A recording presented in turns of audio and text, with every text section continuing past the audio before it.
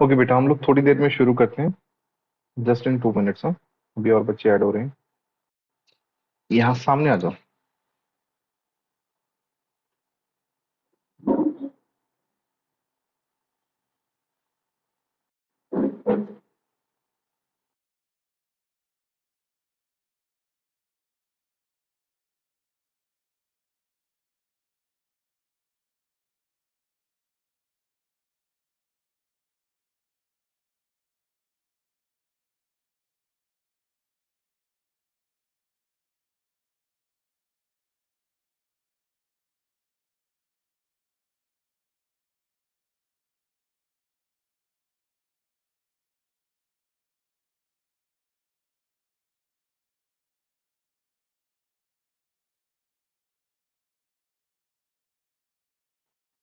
अभी वो मैडम आएंगी ना, उनको ये चाबी दे देना।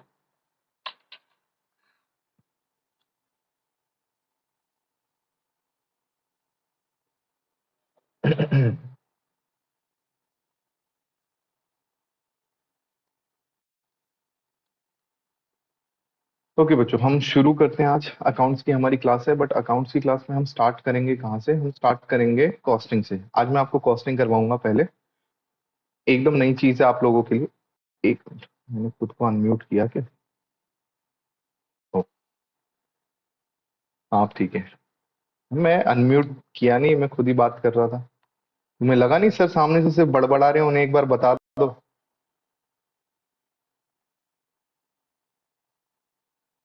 मेरी आवाज आ रही है ना सबको?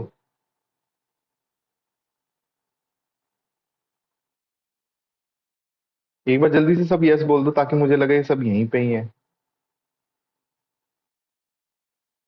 ये दो बच्चे तो ज्यादा है यहाँ पे।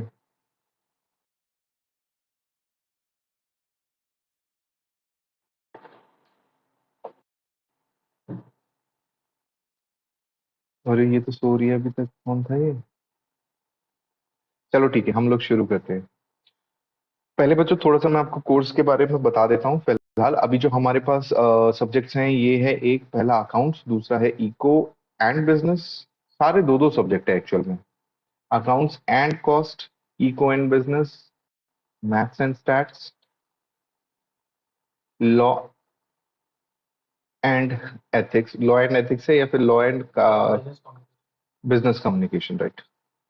लॉ एंड बिजनेस कम्युनिकेशन, ये है हमारे पास सब्जेक्ट्स।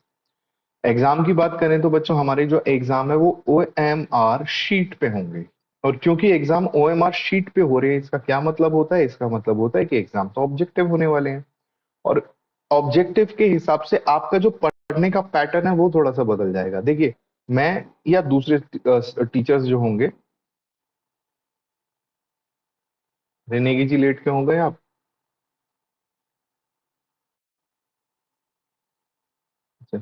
यस, मैं या दूसरे जो भी आपको टीचर पढ़ाएंगे, वो जो भी कंटेंट आपको पढ़ाएंगे वो ऑफ कोर्स कुछ क्वेश्चंस हम करेंगे। तो क्वेश्चंस में बड़े बड़े क्वेश्चंस होंगे, बट आपको ना अपना एग्जाम पैटर्न देखना है। आपका एग्जाम पैटर्न, कोई भी क्वेश्चन आपका बड़ा 5 नंबर का या 6 नंबर का पूरा लिखने को बोलेगा ही नहीं। तो इसीलिए हर एक क्वेश्चन को ना आप जितना तोड़ सकते हो। लाइक मैं आपको एक क्वेश्चन दे रहा हूँ कि मैं कह रहा हूँ ये फाइनल अकाउंट का क्वेश्चन है 15 मार्क्स का। तो ऐसा क्वेश्चन तो आ ही नहीं सकता। बट आपको ट्रेडिंग में ग्रॉस प्रॉफिट निकालना आना चाहिए, नेट प्रॉफिट निकालना आना चाहिए, P&L में बैलेंस शीट में कैपिटल की क्या एंट्रीज होती है, कुछ आउटस्टैंडिंग आया, कोई चीज आई, उसकी क्या एडजस्टमेंट होनी चाहिए। एंड क्योंकि हमारा एग्जाम ऑब्जेक्टिव है तो बच्चों बहुत ज्यादा आपको थ्योरी पे भी फोकस करना है। आप ये मत सोचना कि NPO प्रैक्टिकल है, प्रैक्टिकल कर लिया खत्म। फाइनल अकाउंट प्रैक्टिकल है, प्रैक्टिकल कर लिया खत्म। बिल्कुल नहीं बच्चों, ज्यादा से ज्यादा थ्योरी आएगी। एंड सबसे ज्यादा तो बच्चों इस सब्जेक्ट में सबको लगता है कि मैथ्स और स्टैट्स क्या है, सारा का सारा प्रैक्टिकल है। लेकिन स्टैट्स में काफी सारी थ्योरी होती है और मैथ्स में भी काफी सारी थ्योरी होती है। और आप में से शायद कुछ बच्चे मैथ्स से डरते होंगे या मैथ्स और स्टैट्स से। तो पहली बात तो डरने की जरूरत नहीं है, क्योंकि स्टैट्स का बड़ा पोर्शन है तो पास करना बहुत इजी होता है, एग्जाम में बहुत इजी क्वेश्चन आते हैं। एंड मैथ का भी जो पोर्शन है ना बच्चों, वो 10th क्लास से पहले का है। अगर 10th क्लास के बाद का होगा ना, जिसमें डेरिवेशन इंटीग्रेशन अगर आपने पढ़ा होगा 12वीं में, 11th 12th में मैथ्स अगर पढ़ा है तो वहां बहुत ज्यादा टफ था। यहाँ जो मैथ्स है वो कंपाउंड इंटरेस्ट, सिंपल इंटरेस्ट, और वो बहुत छोटी छोटी सी चीजें हैं। एलजेब्रा, हाँ मतलब बहुत छोटी छोटी सी चीजें हैं। लॉ की बात करते हैं बच्चों, तो लॉ में या इको एंड बिजनेस में आपको बस कॉन्सेप्चुअल क्लैरिटी होनी चाहिए। इको बिजनेस तो ऐसा है कि आज भी आप क्वेश्चन देखेंगे तो अपने आप आपको सामने आंसर पता चल जाएगा। सारा 11th 12th में जो आपने किया हुआ है वही रिपीट हो रहा है। लॉ में सारी की सारी नई बातें होंगी, इसलिए बातें आपको रिकॉर्ड मतलब नोट करनी है, नोट करके समझनी है। ये जो वीडियो मैं बना रहा हूँ बच्चों, शाम तक आपको इसका लिंक भी मिल जाएगा। तो इन केस अगर कोई चीज हमारी स्किप हो जाती है तो वो शाम तक आपको मिल जाएगी। एंड आपके एग्जाम तक मैंने उस पर व्यूज की कोई रिस्ट्रिक्शन नहीं लगा रखी है। तो आप 1000 बार भी चाहे तो उस वीडियोस को देख सकते हैं, ठीक है, आपके एग्जाम के पहले तक। तो एग्जाम तो आराम से पास हो जाएगा। बस ये आप याद रखना कि हमारा एम एग्जाम पास करना नहीं है। हमारा एम है,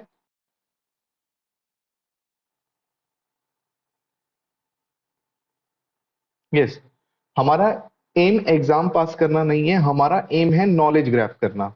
एंड जितनी ज्यादा आप नॉलेज ग्रैब करेंगे उतना ही ज्यादा आपके एग्जाम में मार्क्स अच्छे आ जाएंगे। एंड दूसरी चीज, क्योंकि आज हमारी पहली क्लास है तो मैं बता दूं, हमारे इंस्टीट्यूट का एक हमारा एक बोल सकते हैं आपको कि स्कीम है एक टाइप की, कि सारे के सारे बच्चों यहाँ जो पढ़ाई होती है वो ऑफ कोर्स बहुत A1 आपको मिलेगी, बट आपको अच्छे से पढ़ना है। क्योंकि अगर आपके 300+ मार्क्स आते हैं तो आप लोग बच्चे हमें इंटर में भी ज्वाइन करेंगे, एंड इंटर की आपकी टोटल फीस में से पूरे के पूरे 10,000 जो है वो डिडक्ट हो जाएंगे, ठीक है। तो ये एक टाइप की हमारी तरफ से स्कॉलरशिप है। अगर बच्चा हमें फ्यूचर में ज्वाइन करेगा तो उसे ₹10,000 की, जो भी हमारे इंटर की उसकी सिंगल ग्रुप ले रहा है या बोथ ग्रुप ले रहा है, जो भी फीस होगी, बट उसके लिए 300 मार्क्स लाने पड़ेंगे। हमारे लास्ट बैच में भी जो ऑनलाइन थे टोटल 180 बच्चे थे। 180 बच्चों में से हमारे 51 बच्चे ऐसे थे जिन्होंने 300 पार किया है। वो सब ऑनलाइन ही, जैसे आप लोग क्लास ले रहे हैं वैसे ही वो भी पढ़ रहे हैं, ठीक है। तो ये मैंने स्कीम का बता दी, ये सब बता दिया। तो चलिए आज हम आज की पढ़ाई शुरू करते हैं। तो आज मैं शुरू कर रहा हूं आपके साथ कॉस्टिंग। कॉस्टिंग में किताब उठाने से पहले कॉस्टिंग के कुछ बेसिक्स हैं बच्चों, उसकी बात करता हूं। पहला जो बेसिक है, कॉस्टिंग का मतलब क्या होता है। कॉस्टिंग वर्ड आता है कॉस्ट से, और कॉस्ट का मतलब होता है एक्सपेंसेस। अगर आप सीए में इंटर की बात करें तो जब आप इंटर में आएंगे बच्चों तो आपके पास ना एक सब्जेक्ट होगा जिसका नाम है फाइनेंशियल अकाउंटिंग, और ये तो आपका इंटर में भी है। दूसरा सब्जेक्ट होगा आपके पास कॉस्ट अकाउंटिंग, ये तो आपका इंटर में भी है। और तीसरा सब्जेक्ट होगा आपके पास मैनेजमेंट अकाउंटिंग, ये आपका इंटर में होगा। ये फाउंडेशन में भी है, ये दोनों तो फाउंडेशन में भी है, बट बहुत छोटे छोटे से हैं। तो फाइनेंशियल अकाउंटिंग का मतलब होता है बच्चों की फाइनेंस या पैसों से रिलेटेड अकाउंटिंग करना, या पैसों से रिलेटेड इंफॉर्मेशन को कलेक्ट करना, और कलेक्ट करके उसको सही और सटीक तरीके से रिप्रेजेंट करना। अगर कभी भी कोई लेमैन, जिस बंदे को अकाउंट से कोई लेना देना नहीं है, वो आपसे पूछे कि भैया बेटा हमें बताओ अकाउंटिंग क्या होती है, आप बोलोगे कुछ नहीं है, बस किसी चीज की इंफॉर्मेशन को जब हम कलेक्ट करते हैं और सटीक तरीके से उसे रिप्रेजेंट करते हैं तो उसको हम अकाउंटिंग बोलते हैं। अब अगर पैसों से रिलेटेड आप सारी की सारी इंफॉर्मेशन एक ऑर्गेनाइजेशन की इकट्ठी करते हो, उसको properly debit credit general ledger जो भी होता है उस तरीके से आप बना के देते हो, तो उसे हम फाइनेंशियल अकाउंटिंग बोलते हैं। वहीं अगर मैं आपसे कहूं कि आप सिर्फ और सिर्फ अपने खर्चों की या फिर अपने एक्सपेंसेस से रिलेटेड इंफॉर्मेशन किसी को दे रहे हो, तो वो आपकी कॉस्ट अकाउंटिंग होती है। लाइक हो सकता है आप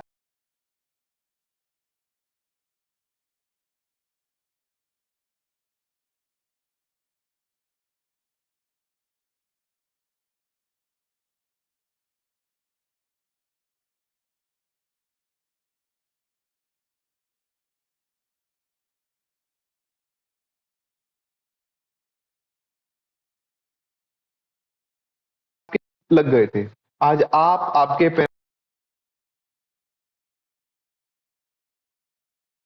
अकाउंटिंग करते हैं। बट नॉर्मली मैनेजमेंट अकाउंटिंग का मतलब होता है डिसीजन मेकिंग से रिलेटेड। तो पर्सनल लाइफ में आप सब लोग डिसीजन मेकिंग कर रहे हैं तो वो आपके लेवल पे मैनेजमेंट अकाउंटिंग है। बट क्योंकि हमें कॉन्सेप्ट एक ब्रॉड लेवल पे पढ़ना है, तो ब्रॉड लेवल के हिसाब से जितनी भी बड़ी बड़ी कंपनीज होती हैं बच्चों, कंपनीज या बिजनेस, उनकी मैनेजमेंट होती है। तो मैनेजमेंट को अपने डिसीजन मेकिंग के लिए जिस भी चीज की, जिस भी इंफॉर्मेशन की जरूरत होती है, वो सारी की सारी इंफॉर्मेशन मैनेजमेंट अकाउंटिंग का पार्ट होती है, ठीक है। तो फिलहाल मैंने आपको बताया कि अकाउंटिंग का मतलब होता है इंफॉर्मेशन को कलेक्ट करना। अब आता हूं मैं आज की बात पे, जो कि है हमारे पास कॉस्ट अकाउंटिंग। खर्चों की हम बात करेंगे। अब आप ऐसा बोल सकते हो कि सर अगर खर्चों की बात करेंगे तो आपके पर्सनल लेवल पे भी खर्चे हो सकते हैं, मेरे पर्सनल लेवल पे भी होते हैं। बट अब बच्चों जो पढ़ाई करेंगे वो हम फोकस रह के बिजनेस की पढ़ाई करेंगे। तो एक बिजनेस है, मान लेते हैं बच्चों ये एक कंपनी है।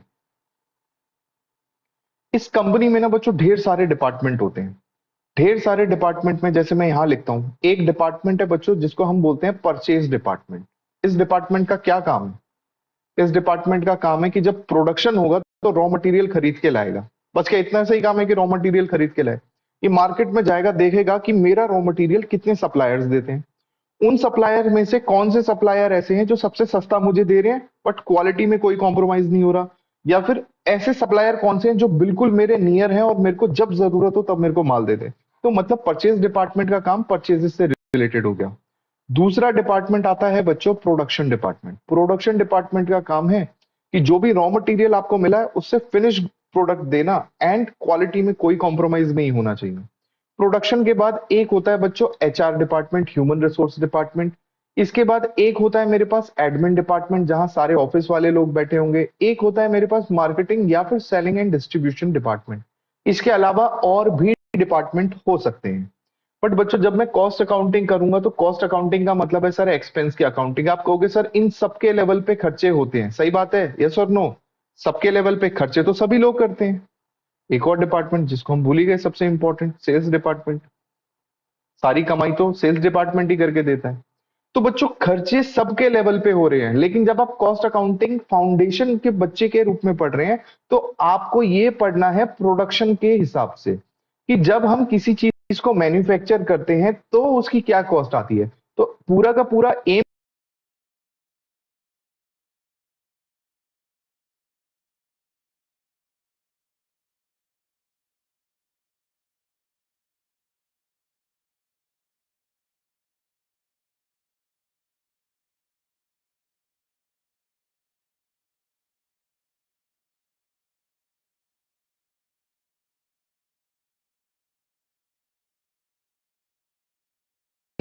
जो हमको निकालना है कॉस्ट ऑफ प्रोडक्शन।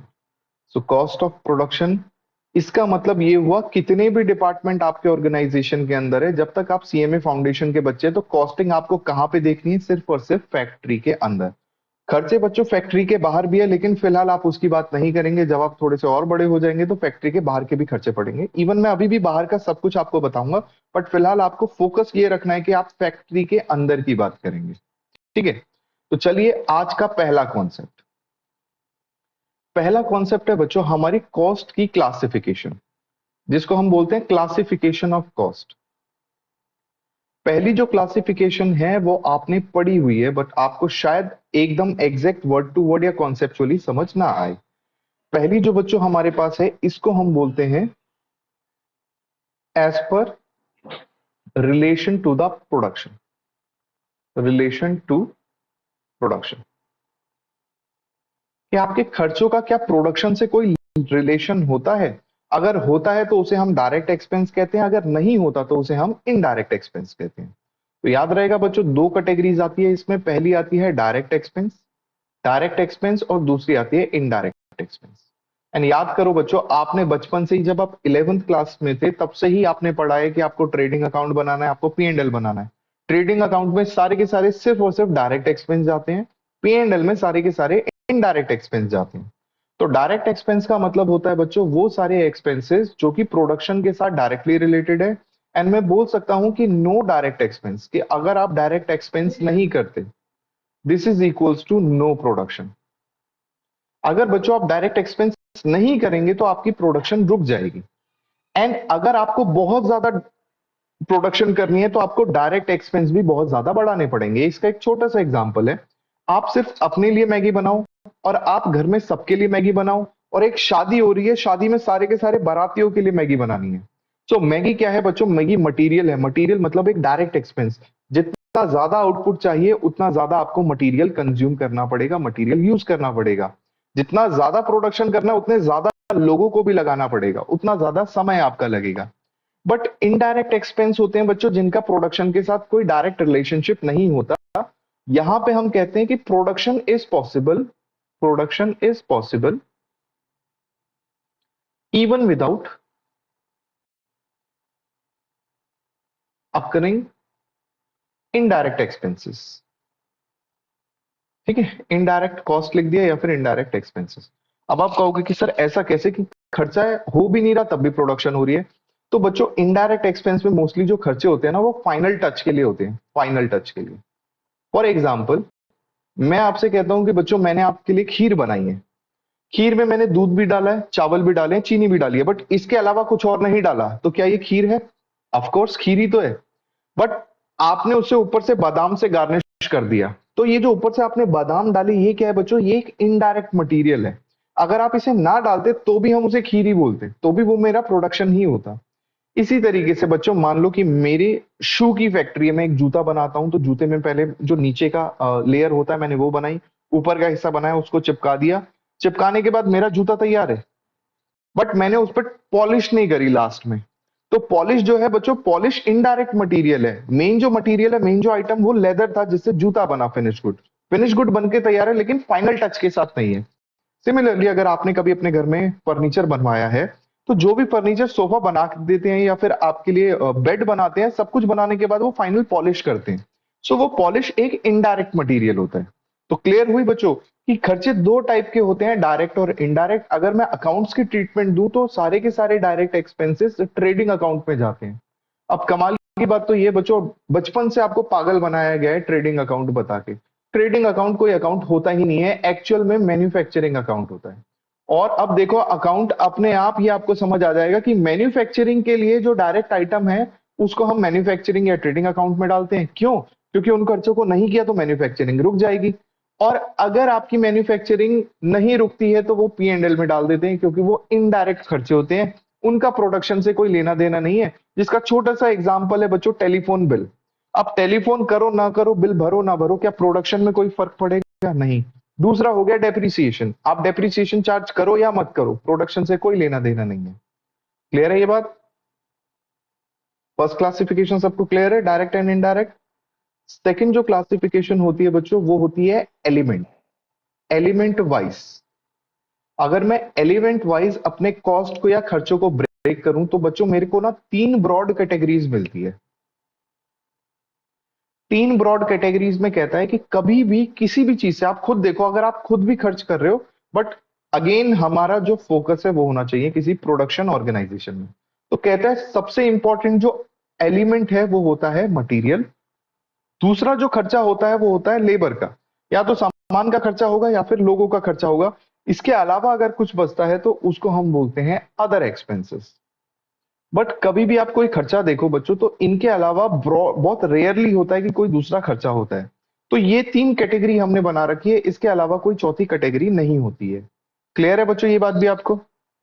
अब मैं क्या करता हूं, जो ए और बी हमने क्लासिफिकेशन पढ़ी है उसको मैं मर्ज कर देता हूं और उससे आपको और डिटेल समझ आएगा। तो अब मैंने कहा कि हमारे पास या तो होगा मटेरियल, या फिर होगा लेबर, या फिर होगा एक्सपेंसेस, इनके अलावा अदर एक्सपेंसेस। तो आपने कहा कि सर मटेरियल ऐसा भी है कि डायरेक्ट भी हो सकता है और इनडायरेक्ट भी हो सकता है। ये तो सही बात है कि भाई सारी की सारी कॉस्ट डायरेक्ट भी हो सकती है और इनडायरेक्ट भी हो सकती है। तो अब फिर से बच्चों डायरेक्ट का कॉन्सेप्ट क्या था? वो चीज जो प्रोडक्शन को रोक सकती है। जैसे मैं आपको एग्जांपल ले रहा हूं कि मेरी खुद की एक फैक्ट्री है जहां पे हम फर्नीचर बनाते हैं, तो मैंने एग्जांपल क्या लिया है बच्चों? मेरा एग्जांपल पूरा का पूरा चलेगा फर्नीचर पे।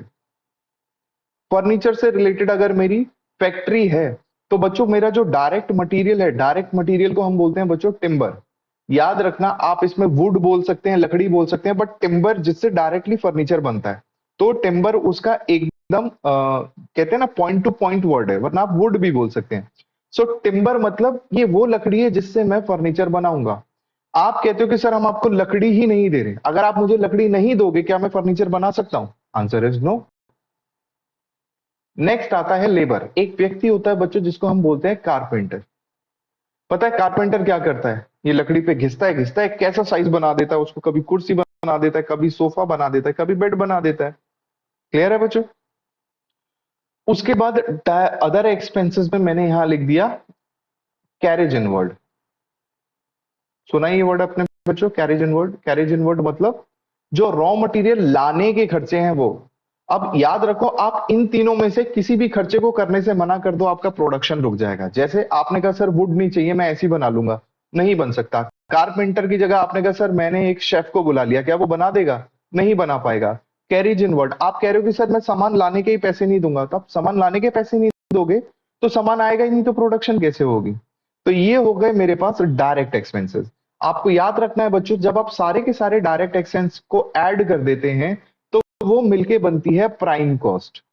याद रखना है, सारे के सारे डायरेक्ट एक्सपेंस मतलब वो खर्चे जिनके बिना प्रोडक्शन नहीं हो सकती, आप उनको ऐड कर देते हो तो वो प्राइम कॉस्ट बन जाता है। प्राइम का मतलब है बच्चों मेजर। अब मैं आपसे बात करता हूं कि ये पानी की बोतल है प्लास्टिक की, मैंने 20 रुपए की खरीदी है।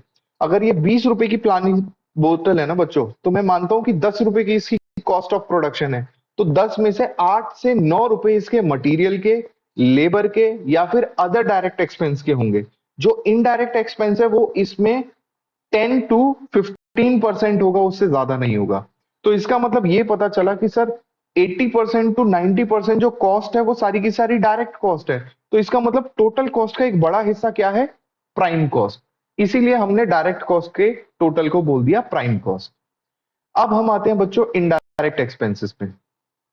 तो जहां इनडायरेक्ट एक्सपेंस का मतलब है कि आपके आउटपुट के साथ ना ही तो कोई रिलेशनशिप बनेगी, या फिर इतना छोटा इनडायरेक्ट मटेरियल लग रहा होगा, इतना कम लग रहा होगा कि वो आउटपुट में आपको दिखेगा ही नहीं। फॉर एग्जाम्पल मटेरियल की अगर हम बात करते हैं, तो मटेरियल में आपने टिम्बर यूज करा, वो आउटपुट में दिखेगा ना, लकड़ी तो दिखेगी। लेकिन आपने इसी तरीके से बच्चों पॉलिश भी यूज करी थी, क्या पॉलिश अलग से दिखेगी? चमकता हुआ दिख जाएगा, पॉलिश नहीं दिखेगी। उसके बाद एक वर्ड आता है बच्चों अधेसिव। याद रखना, अधेसिव का मतलब होता है दो दो चीजों को चिपका दे। चिपकाने वाले आइटम को हम अधेसिव बोलते हैं। आप लोग फेविकोल बोलते हो, तो Fevicol is a brand, Fevicol is a product. ठीक है, जिस तरीके से हम टूथपेस्ट को अक्सर कोलगेट बोल दिया करते हैं, तो Colgate is a brand, where is adhesive. ये रिकॉर्ड करना है भाई, लिखना है ये सब, अभी फोटो खींच लेना है इसकी। अलग से मत करो फोटो। आप लोग भी बच्चों, मैं स्क्रीनशॉट लेने को कहूंगा, तब स्क्रीनशॉट ले लेना इसका जब कंप्लीट हो जाएगा। तो पॉलिश हो गया, अधेसिव हो गया। अब अधेसिव आपको चिपका हुआ दिखता है, बट अगर आप अधेसिव ना लो, स्टिल मेरा फाइनल प्रोडक्ट तैयार है, लेकिन वो फिनिश नहीं होगा। वो एकदम ना, जैसे हम कहते हैं एकदम रेडी टू यूज नहीं होगा, बट स्टिल मैं उसको फर्नीचर ही बोलूंगा। ठीक है, तो अधेसिव टिम्बर में मुझे समझ आता है कि सर 100 किलो टिम्बर यूज किया, 10 पलंग बना दिए। क्या आप बोल सकते हो कि सर 5 बूंद हमने अधेसिव की ली और एक पलंग बना दिया? क्या इसका रिलेशनशिप आ सकता है आउटपुट के साथ? नहीं। सर 5 बार पॉलिश का ब्रश मारा और एक बेड तैयार हो गया, क्या इसका आउटपुट के साथ रिलेशनशिप आ सकता है? Answer is no. तो ये आपको पता चल गया, ये इनडायरेक्ट मटेरियल है ना। आप खुद सोचो बच्चों, टोटल बेड की कॉस्ट में अधेसिव की कितनी ही कॉस्ट होती होगी और पॉलिश की कितनी ही कॉस्ट होती होगी? बहुत छोटी सी, बहुत रेयर। नेक्स्ट बच्चों, जिस फैक्ट्री में आप फर्नीचर बना रहे हैं ना, वहां पे सफाई के लिए एक व्यक्ति बैठा हुआ है जो है स्वीपर। स्वीपर क्या कर रहा है? झाड़ू मार रहा है। आपने कहा कारपेंटर ने 5 घंटे काम किया, एक बेड बना के तैयार कर दिया। 2 घंटे काम किया, एक चेयर बना के तैयार कर दी। तो आपने कारपेंटर के वर्क को एक्चुअल आउटपुट से रिलेट कर दिया। क्या आप स्वीपर के वर्क को एक्चुअल आउटपुट से रिलेट कर सकते हैं? लाइक मान लो बच्चों, मैं ही वहां झाड़ू लगा रहा हूं और मैंने कहा मैंने 10 बार झाड़ू मारा और एक बेड बन के तैयार है। ऐसा हो सकता है क्या? क्या स्वीपर का खर्चा कभी भी डायरेक्ट हो सकता है? सर दूर दूर तक इसकी कोई रिलेशनशिप नहीं है। नेक्स्ट खर्चा आ जाता है बच्चों मेरे पास डेप्रिसिएशन। ठीक है, सो डेप्रिसिएशन एक ऐसा खर्चा है, या फिर बाकी खर्चे में तो आप प्रॉफिट एंड लॉस अकाउंट याद है ना आपको? पी एंड एल अकाउंट में बच्चों जितने भी खर्चे आते हैं वो सारे के सारे यहाँ पे इनडायरेक्ट एक्सपेंस हो जाते हैं। और दूसरी चीज जो मैं आपको बता रहा हूं वो ये कि बच्चों इनडायरेक्ट एक्सपेंस को हम सेपरेटली एंड टुगेदर, जैसे प्राइम कॉस्ट का मतलब क्या था? सारी की सारी डायरेक्ट कॉस्ट को जब एक साथ मिला दिया टुगेदर, तब वो बन गई prime cost. Whereas indirect expenses जो होते हैं या इनडायरेक्ट कॉस्ट जब होती है, जब आप उन्हें सेपरेटली बोलते हैं तो भी ओवरहेड बोलते हैं, आप उन्हें कंबाइंड बोलते हैं तो भी ओवरहेड बोलते हैं। तो एक नया वर्ड अब आप सीखने वाले हैं जिसका नाम क्या है? ओवरहेड्स। ठीक है, सो ओवरहेड्स का मतलब क्या हुआ? नॉर्मली ओवरहेड का मतलब होता है सर के ऊपर से, बट अब मैं आपको इसका मीनिंग समझाता हूं जो कि नॉर्मली किसी को भी नहीं पता होता। इवन काफी सारे मार्केट में टीचर है जिन्हें वर्ड टू वर्ड मतलब नहीं पता है ओवरहेड का। तो जब डायरेक्ट खर्चा था तो बच्चों ये मान लो ये पेन है, मैंने प्लास्टिक का खर्चा लिया, इसकी कॉस्ट में ऐड कर दिया। मैंने कोई भी चीज खर्चा लिया, इसमें ऐड कर दिया, क्योंकि इसके साथ कोरिलेट मैं कर पा रहा था, रिलेशनशिप आ रही थी। पर इनडायरेक्ट इससे रिलेट नहीं करूंगा तो इसके ऊपर से चला जाएगा। ओवरहेड मतलब मेरे सर के ऊपर से नहीं, जो मेरी फिनिश गुड है उसके ऊपर से चला जाएगा, तो मैं उसको पकड़ के लाता हूं और ओवरहेड की कैटेगरी में डाल देता हूं। तो डायरेक्ट प्लास्टिक लगा इसी पे डाल दिया, लेबर लगा इसी पे डाल दिया। लेकिन अगर इनडायरेक्ट है, डेप्रिसिएशन समझ नहीं आता इसमें कहां डालूं, तो ओवरहेड में डाल दिया। स्वीपर के खर्चे इसमें जा ही नहीं सकते, कहां डाल दूंगा, ओवरहेड में डाल दूंगा। ठीक है बेटा। सो आपको याद रखना है ओवरहेड का क्या मतलब होता है, इनडायरेक्ट कॉस्ट या इनडायरेक्ट एक्सपेंसेस। यहां तक की बातें क्लियर है सारे बच्चों को?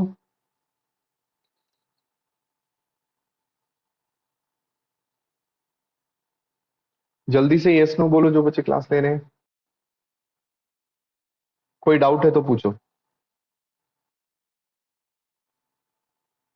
ठीक है, और बीच बीच में ना यस यस कर दिया करो ताकि मुझे लगे कि तुम लोग बैठे हुए हो, क्लास ले रहे हो।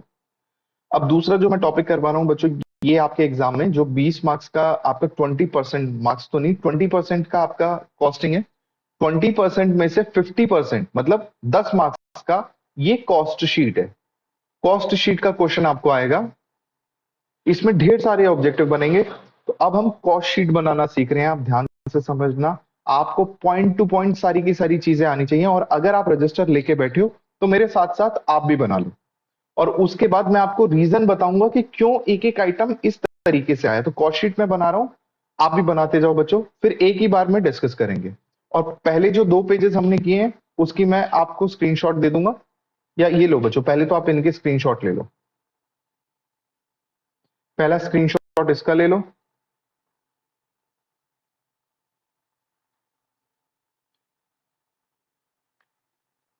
प्रियंश फोटो, स्क्रीनशॉट वीडियो रहेगा। हाँ वीडियो मिलेगी, शाम को मिल जाएगी, नो प्रॉब्लम। वरना बच्चों शाम को आप खुद रिवाइज कर लेना, एक ही दिन में अगर 2 बार उन कॉन्सेप्ट को देख लोगे तो सुपर स्ट्रांग हो जाएंगे आपके कॉन्सेप्ट। चलिए, इसका भी स्क्रीनशॉट ले लो।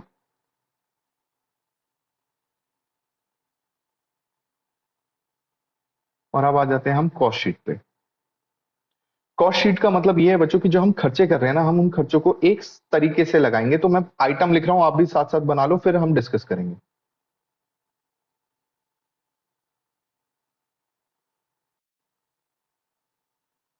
सबसे पहला आइटम आता है material purchased.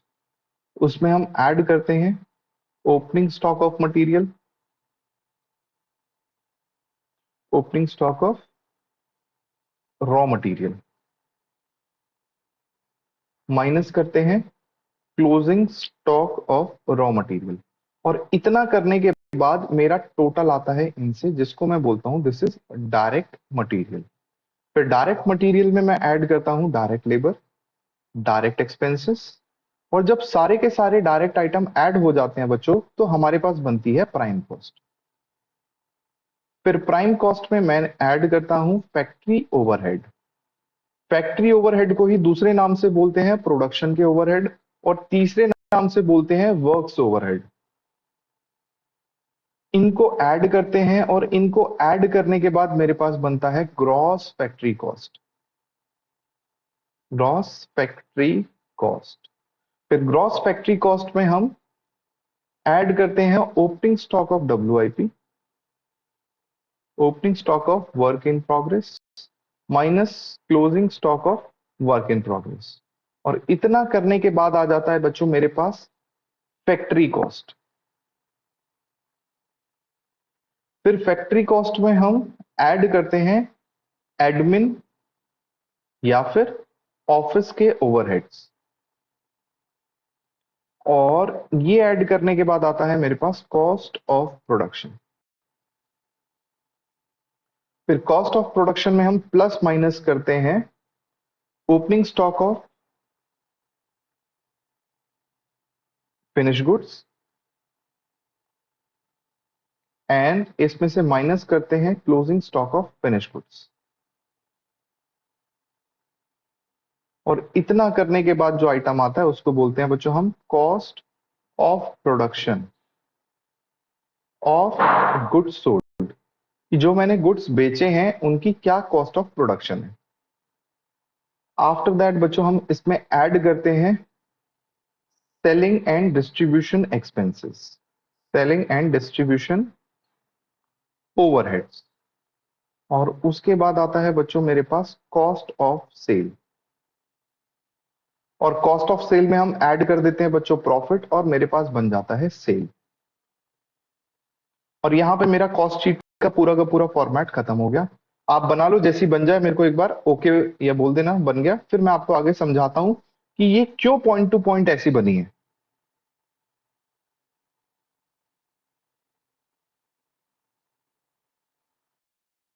Yes, selling and distribution overhead.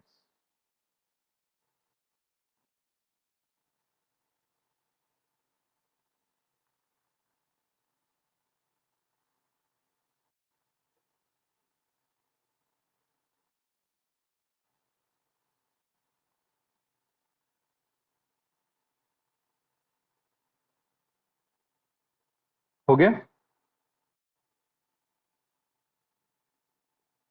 Okay, take your time.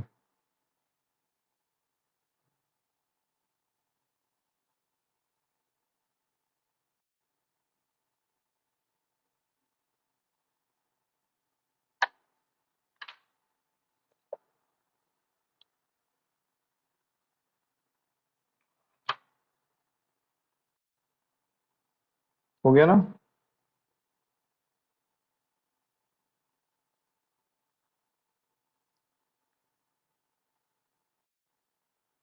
बता देना बच्चों जब हो जाएगा, फिर मैं आगे शुरू करूंगा।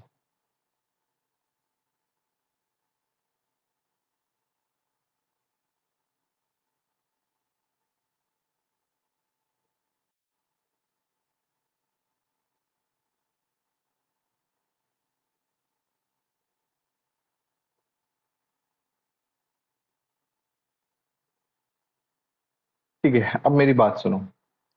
कंपनी में हमने बात करी थी अलग अलग डिपार्टमेंट्स होते हैं। याद रखना है आपको कि फैक्ट्री ही ऐसा डिपार्टमेंट है जहां पे प्रोडक्शन होता है। और जब मैं डायरेक्ट एक्सपेंस बोलता हूं ना, तो डायरेक्ट एक्सपेंस का मतलब ये है कि प्रोडक्शन से रिलेटेड एक्सपेंस। तो आपको क्लियरली दिख रहा है कि सर फैक्ट्री में ही डायरेक्ट एक्सपेंस होते हैं। इसका मतलब ये नहीं है कि फैक्ट्री में इनडायरेक्ट एक्सपेंस नहीं होते, फैक्ट्री में इनडायरेक्ट एक्सपेंसेस भी होते हैं। लेकिन अगर मैं ऑफिस की बात करूं या सेलिंग एंड डिस्ट्रीब्यूशन या किसी और डिपार्टमेंट की बात करूं, क्या ये भी प्रोडक्शन करते हैं? Answer is no. तो इनके सारे के सारे खर्चे कैसे होते हैं? इनडायरेक्ट। या फिर मैं बोल सकता हूं ये सिर्फ और सिर्फ ओवरहेड इनकर्ड करते हैं, वेयर एज फैक्ट्री डायरेक्ट खर्चे भी करती है और इनडायरेक्ट खर्चे या ओवरहेड्स भी करती है। तो ये कॉन्सेप्ट आपको याद रखना है, एग्जाम में 1 मार्क का हजारों बार पूछा गया है कि इनमें से कौन सा ऐसा डिपार्टमेंट है जो डायरेक्ट और इनडायरेक्ट दोनों ही खर्चे इनकर करता है। क्या कॉन्सेप्चुअली आपको ये बात समझ आ गई? यस और नो? ग्रेट। चलिए ठीक है बच्चों, अब मैं आपको ये समझाता हूं जो मैंने कॉस्ट शीट बनाई है। तो कॉस्ट शीट में ना सबसे पहले मैं रॉ मटेरियल की बात करता हूं कि भाई रॉ मटेरियल मैंने कुछ खरीदा होगा। तो जितना भी मैंने रॉ मटेरियल खरीदा है ना बेटा, हो सकता है कि मेरे पास कुछ ओपनिंग स्टॉक भी रखा होगा, कुछ क्लोजिंग स्टॉक भी रखा होगा। तो मैं कहता हूं कुछ तो पहले से भी पड़ा था और कुछ ऐसा मटेरियल है जो अभी बच गया। तो जो बचा है उसे मैंने हटा दिया, अब नेट वो मटेरियल आ जाएगा जो मैंने कंज्यूम किया होगा। तो इस रॉ मटेरियल को मैंने बोला डायरेक्ट मटेरियल। सिमिलरली वो लेबर जो डायरेक्टली प्रोडक्शन में काम कर रही है और वो खर्चे जो कि डायरेक्टली प्रोडक्शन के लिए काम के हैं। तो इन सबको जब मैंने मिला दिया, मैंने पहले ही बताया था कि जब सारे के सारे डायरेक्ट के खर्चे बना देते हैं तो क्या बनता है? Prime cost. एंड आप जब direct of course carriage inward आएगा, तो प्राइम कॉस्ट बन जाएगा बच्चों। प्राइम कॉस्ट के बनने के बाद याद रखना, अब ध्यान से समझो, ये फैक्ट्री के अंदर हूं मैं। और जब मैं कॉस्टिंग कर रहा हूं ना बच्चों यहाँ पे, तो कॉस्टिंग करते करते मैंने कहा कि भैया कॉस्टिंग मैं उनकी करूंगा जो गुड्स मैंने बेचे हैं। लास्ट में देखो, सबसे लास्ट में कॉस्टिंग में क्या आ रहा है? सेल। कॉस्ट शीट में सेल आ रहा है। तो मैंने आपसे कहा कि भाई मैं आपसे उन गुड्स की कॉस्ट निकालना चाह रहा हूं जो मैंने बेचे हैं। तो आप कहते हो कि सर पहले तो जो इंपॉर्टेंट कॉस्ट लगी है, मटेरियल, लेबर और एक्सपेंस, वो इतना हो गया। तो मैंने कहा ठीक है, तुमने इतने कॉस्ट बता दी और इतने का मैंने बेचा। आपने कहा रुको सर, सिर्फ इतने खर्चे नहीं हुए, ये तो अभी सिर्फ और सिर्फ फैक्ट्री के खर्चे हैं। अगर मैं बात करूं, आप बोल रहे हो सर अभी तो फैक्ट्री के अंदर, और फैक्ट्री के अंदर भी दो खर्चे थे, कौन से? Direct and indirect. तो आपने कहा सर फैक्ट्री में डायरेक्ट खर्चे ले लिए और प्राइम कॉस्ट बन गया, लेकिन अभी इतना नहीं, यहाँ इनडायरेक्ट खर्चे भी हो रहे हैं, वो भी लेने दो। तो मैंने कहा ठीक है, पहले मेरे को समझाओ इनडायरेक्ट खर्चे तुम कर क्या रहे हो। तो आपने कहा सर मशीनरी पे काम हो रहा है, मशीनरी चल रही है तो उसका बिजली का बिल होगा। मेरे कुछ एसेट्स लगे हैं, उनका कुछ डेप्रिसिएशन भी हो सकता है। उसके बाद मेरे जो स्वीपर काम कर रहे हैं, जो मेरा फैक्ट्री के बाहर जो लेबर लगा हुआ है, जो सिक्योरिटी गार्ड लगा है, उन सबकी भी कॉस्ट आ गई। तो ये सारे के सारे इनडायरेक्ट खर्चे हैं, और ये सारे के सारे इनडायरेक्ट खर्चे कहाँ के हैं बच्चों? फैक्ट्री के। एंड वंस अगेन बच्चों, फैक्ट्री ओवरहेड्स को हम फैक्ट्री ओवरहेड, प्रोडक्शन ओवरहेड या वर्क्स ओवरहेड भी बोलते हैं। तो कभी कोई दूसरे नाम से आए तो आपको कंफ्यूज नहीं होना है। ओके है? तो आपने क्या किया बच्चों, आपने इसको भी ऐड कर लिया, किसको? फैक्ट्री के ओवरहेड को। और फिर जो कॉस्ट आई, आपने कहा कि ये खर्चे भी ले लिए। अब मेरी जो कॉस्ट है वो उन गुड्स की है कि फैक्ट्री के अंदर जब गुड्स आए तो उस पे जो कॉस्ट है, मतलब फैक्ट्री के अंदर की कॉस्ट, इसलिए मैंने क्या बोला उसे? Gross factory cost. लेकिन फिर आपने कहा कि सर, ग्रॉस फैक्ट्री कॉस्ट में तो सारे के सारे गुड्स आ गए, आपको कौन से गुड्स की कॉस्टिंग चाहिए? जो बेचे हैं। फिर आप कहोगे सर, इनमें से ना कुछ गुड्स ऐसे भी हैं जो रॉ मटेरियल भी नहीं बचे और जो फिनिश गुड भी नहीं बचे, जो अभी आधे अधूरे हैं, उनको हम वर्क इन प्रोग्रेस बोलते हैं। तो पहले मेरे को वर्क इन प्रोग्रेस को यहां से हटाना पड़ेगा। तो मैं ऐड कर दूंगा ओपनिंग स्टॉक ऑफ WIP, क्योंकि जो ओपनिंग स्टॉक है वो ऑफकोर्स इस बार फिनिश यूनिट बन जाएगा, लेकिन जो अभी भी बचे हुए हैं उनको मेरे को हटाना पड़ेगा। तो मैं क्या करूंगा बच्चों, जो क्लोजिंग स्टॉक ऑफ WIP है उसको माइनस कर दूंगा और ओपनिंग को ऐड कर दूंगा। और अब मैं कहूंगा कि मेरे पास अब फैक्ट्री कॉस्ट आ गई उन गुड्स की जो पूरे के पूरे बनके तैयार हैं। ठीक है? सो ये जो फैक्ट्री कॉस्ट है ये किसकी होती है बच्चों? फिनिश गुड्स की। बात क्लियर है? फिर फिनिश गुड की कॉस्ट में आप कहते हो कि सर अभी इतना थोड़ी है, हमारे पास तो एक एडमिन डिपार्टमेंट भी है। तो एडमिन डिपार्टमेंट मतलब बच्चों टाई सूट बूट पहन के जहां ऑफिस में लोग जाते हैं। तो जब ऑफिस में लोग जाते हैं कंप्यूटर पे काम कर रहे हैं, उनकी भी तो कॉस्ट हमें ऐड करनी पड़ेगी। तो वो सारे के सारे लोग होते हैं बच्चों एडमिन वाले। ऐसे ही एक सेलिंग एंड डिस्ट्रीब्यूशन का भी डिपार्टमेंट होता है। तो आपको पता है कि भाई एडमिन वाले प्रोडक्शन तो करते नहीं है, तो इनके सारे के सारे खर्चे क्या कहलाएंगे? ओवरहेड्स। तो इसी के लिए हम ऐड करते हैं बच्चों एडमिन या ऑफिस ओवरहेड। इसको ऐड करने के बाद जो आता है उसको मैं बोलता हूं कॉस्ट ऑफ प्रोडक्शन। तो आप कहते हो कि सर जो बनाने में कॉस्ट लगी है ये कॉस्ट तो है ही है जो फैक्ट्री के अंदर लगी है, पर एडमिन वालों की कॉस्ट भी तो मैं प्रोडक्ट से ही चार्ज करूंगा, कहीं और से थोड़ी चार्ज करूंगा। सेलिंग एंड डिस्ट्रीब्यूशन की कॉस्ट भी तो मुझे प्रोडक्ट से ही चार्ज करनी होगी, लेकिन स्टेप वाइज। पहले मैंने एडमिन की कॉस्ट ऐड करी और मैंने कहा this is cost of production. फिर कॉस्ट ऑफ प्रोडक्शन के बाद बच्चों हमने इसमें ऐड किया opening stock of finish good and minus किया closing stock of finish good.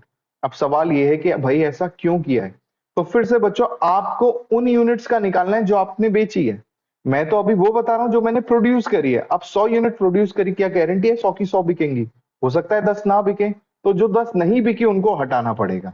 तो इसी के लिए बच्चों कॉस्ट ऑफ प्रोडक्शन में आपने ओपनिंग स्टॉक को ऐड कर दिया, क्लोजिंग स्टॉक को माइनस कर दिया। सो इसको ऐड किया, इसको माइनस किया, और फिर मेरे पास क्या आया? Cost of production of goods sold, कि जो गुड्स मैंने बनाए हैं उनको, जो गुड्स बेचे हैं उनके बनने की cost. Cost of production of good sold. ये कॉस्ट आने के बाद बच्चों मैंने इसमें सेलिंग कॉस्ट और ऐड कर दी। सेलिंग कॉस्ट करने के बाद मेरे पास कॉस्ट ऑफ सेल्स आ गई। कॉस्ट ऑफ सेल में सेल्स हमेशा क्वेश्चन में गिवन होगा, तो ये जो निकलेगा ये आपके पास प्रॉफिट जो आएगा बच्चों, ये हमेशा आएगा as balancing figure. I hope आपको ये कॉस्ट शीट के बारे में कुछ कुछ समझ आया होगा। एंड एग्जाम तक हम इसे 3 बार रिपीट करेंगे। एक चीज और बता दूं बच्चों, आपके एग्जाम तक सारा सिलेबस मेरी तरफ से आपको 3 बार मिलेगा। 2 सब्जेक्ट का 2 बार मिलेगा, 2 सब्जेक्ट का 3 बार मिलेगा। ठीक है? एंड ऑफ कोर्स आप शाम को वीडियो से भी देखोगे, तो अगर साथ साथ करते जाओगे आपका हर एक टॉपिक, हर एक चीज एटलीस्ट 6 बार होगी। और सोचो अगर फाउंडेशन में आप 6 बार चीज करके जा रहे हो तो इंटर के लिए आपके कॉन्सेप्ट कितने ज्यादा सुपर स्ट्रांग होंगे। चलिए, सारी की सारी कॉस्ट शीट हमने कर ली है बच्चों। बस इस कॉस्ट शीट में एक आइटम ऐसा है जो डेंजर वाला है, वो है ये आइटम।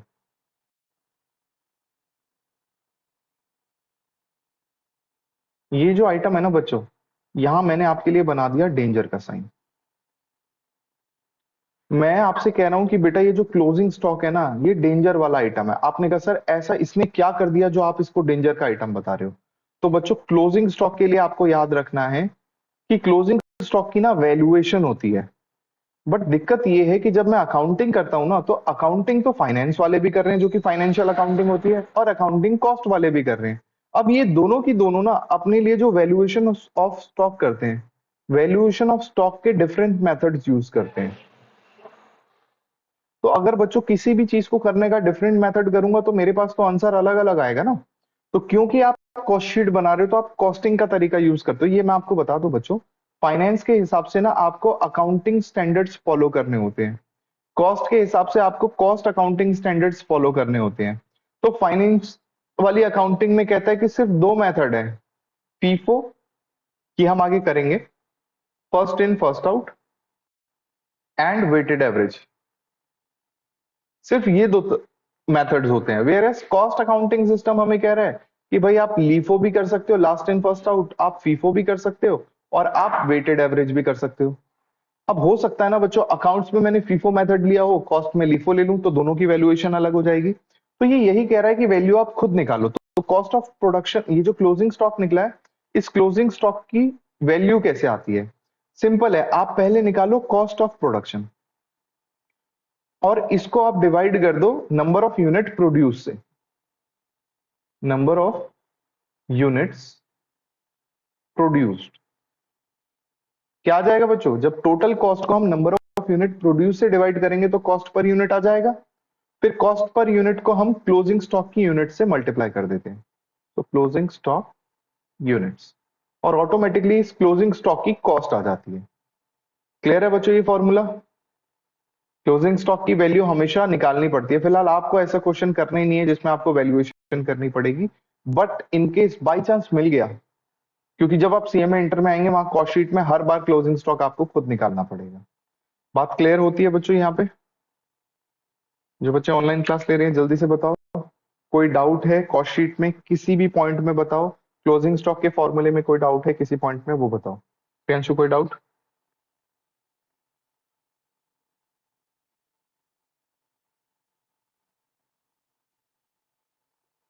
जिसको डाउट नहीं है वो एक बार नो डाउट बोल दो ताकि हम आगे बढ़े। हम्म, एक ही बच्चा क्लास ले रहा है क्या? ठीक है बेटा, आप लिखो मत, क्योंकि ना मेरे को स्क्रीन पे कुछ नहीं आ रहा। आप कोई भी मैसेज लिख रहे हो ना वो मेरे को नहीं पढ़ा जा रहा है, इसलिए मैं कह रहा हूँ आप बोलो उसको। यहाँ पे मैसेजेस नहीं पढ़े जाते हैं जो स्क्रीन में आपको दिखा रहा हूँ। चलिए ठीक है, नो डाउट, किसी को डाउट नहीं है तो सबका ये बात क्लियर है। तो फिलहाल बच्चों मैंने ना आपको कॉस्टिंग से इंट्रोड्यूस करवा दिया कि कॉस्टिंग होती क्या है। अब मैं ना बच्चों आपको प्रैक्टिकल, जब मैं किसी कंपनी का कॉस्ट ऑडिट करता हूँ, मैं वहां पे क्या करता हूँ उससे रिलेटेड एक बात बताता हूँ। आपके सब्जेक्ट का नाम बच्चों कॉस्टिंग नहीं है, आपके सब्जेक्ट का नाम है कॉस्ट अकाउंटिंग। बच्चों कॉस्ट अकाउंटिंग में और कॉस्टिंग में जमीन आसमान का फर्क होता है। जैसे आपके पेरेंट्स आपसे ये पूछते हैं ना कि बेटा अपनी खर्चे बताओ, तो वो आपसे कॉस्टिंग नहीं पूछ रहे, वो आपकी कॉस्ट अकाउंटिंग, वो आपसे इंफॉर्मेशन मांग रहे हैं। कॉस्टिंग एक बहुत बड़ी चीज है बच्चों। कॉस्टिंग का मतलब होता है कि किसी के भी एक्सपेंसेस को कुछ भी करके नीचे करना। अगर मेरे को किसी कंपनी ने अपना कॉस्ट ऑडिटर अपॉइंट किया है तो मैं उसकी कॉस्ट अकाउंटिंग कर रहा हूं, कॉस्टिंग नहीं कर रहा। लेकिन अगर कोई कंपनी कहती है कि आके मेरी कॉस्टिंग कर दो, तो बेटा आपको पता है किसी कंपनी के कॉस्टिंग करने के हम जो पैकेजेस लेते हैं वो कितने ज्यादा होते हैं। आप सोच नहीं सकते हैं कि अगर सबसे पहले कॉस्टिंग कौन सी कंपनी करवाएगी। आपको लगता है कभी कोई पान वाला आपसे कहेगा कि हमारी कॉस्टिंग कर दो? कभी नहीं कहेगा। भाई कॉस्टिंग वही लोग करवाएंगे जिनकी कॉस्ट ज्यादा होती है, जिनकी कॉस्ट ही छोटी होती है वो क्या कॉस्टिंग कराएंगे। तो जितनी भी बड़ी बड़ी कंपनीज होती है बच्चों, जैसे एक दो कंपनी का आपको नाम बनाता हूँ। एक कंपनी हो गया नेस्ले, इसका नाम इसलिए बता रहा हूँ क्योंकि ये कॉस्टिंग करवाने के लिए हमारे इंस्टीट्यूट से ही बच्चों को उठाते हैं, कैंपस प्लेसमेंट से। नेस्ले के अलावा एक आ गया बच्चों एमआरएफ, नाम सुना होगा। एमआरएफ इस कंपनी का शेयर मार्केट में सबसे महंगा है। आप देखना कि किस कंपनी का शेयर सबसे महंगा है हमारे देश में। एमआरएफ का शेयर सबसे महंगा है हमारे देश में। एंड कहीं भी बच्चों आज के बाद कोई भी चीज आप पढ़ो ना, हर चीज से थोड़ा सा नॉलेज गेन करने का कोशिश करना। ऐसा नहीं है कि टीवी पे एडवर्टीजमेंट देखी तो बस देख ली। कोई भी चीज देख रहे हो ना, एक लर्निंग वो बनाना। इवन आप मूवी देख रहे हो, इवन आप कोई वेब सीरीज देख रहे हो, हर एक चीज आपको कुछ ना कुछ सिखाती है। एंड प्लस अपने आप को ना हमेशा ऑन रखो, अपनी बैटरी हमेशा ऑन रखो। कभी कभी ना फॉर एग्जांपल आपने ना बहुत सारी ऐड देखी होगी और मैं बोल दूंगा कि आपने ये ऐड देखी है पर्टिकुलर प्रोडक्ट का, who is the brand ambassador of this product. क्योंकि अब यहां मैं आपको एक बात बता रहा हूं बच्चों, आने वाले 2 से 3 साल में आपकी जीके नीचे जाने वाली है। अभी कैसी है मुझे नहीं पता, लेकिन क्योंकि अगर आप गवर्नमेंट स्कूल से पढ़े हो तो आपकी जीके बहुत अच्छी नहीं होगी। तो बच्चों अब क्योंकि आप सीएमए में फोकस करते हो ना, तो आप अपनी जनरल नॉलेज, टीवी देखना, न्यूज देखना बंद कर देते हो, और जो आप देख रहे हो उसमें सिर्फ एंटरटेनमेंट क्वोशंट की वजह से कर रहे हो, नॉलेज क्वोशंट की वजह से आप नहीं कर रहे। तो आपको याद रखना है, कुछ भी करो नॉलेज क्वोशंट हमेशा ऑन रखना है। एंड अभी बच्चों आफ्टर क्लास आपको एक ऐप डाउनलोड करनी है, इन शॉर्ट्स। इस ऐप को डाउनलोड कर लेना। ये ऐप डेली आपको दिन भर में जो भी घटनाएं हुई हैं उसके बारे में शॉर्ट में बता देता है। दिन में कम से कम आपको 30 मिनट्स दिन भर में जो भी हुआ है उसको देना है। उसके बाद आपको ऐसा लगता है कि कोई ऐसी इंफॉर्मेशन है which is directly related to finance और बैंकिंग और मार्केटिंग, तो उसको आपको और डिटेल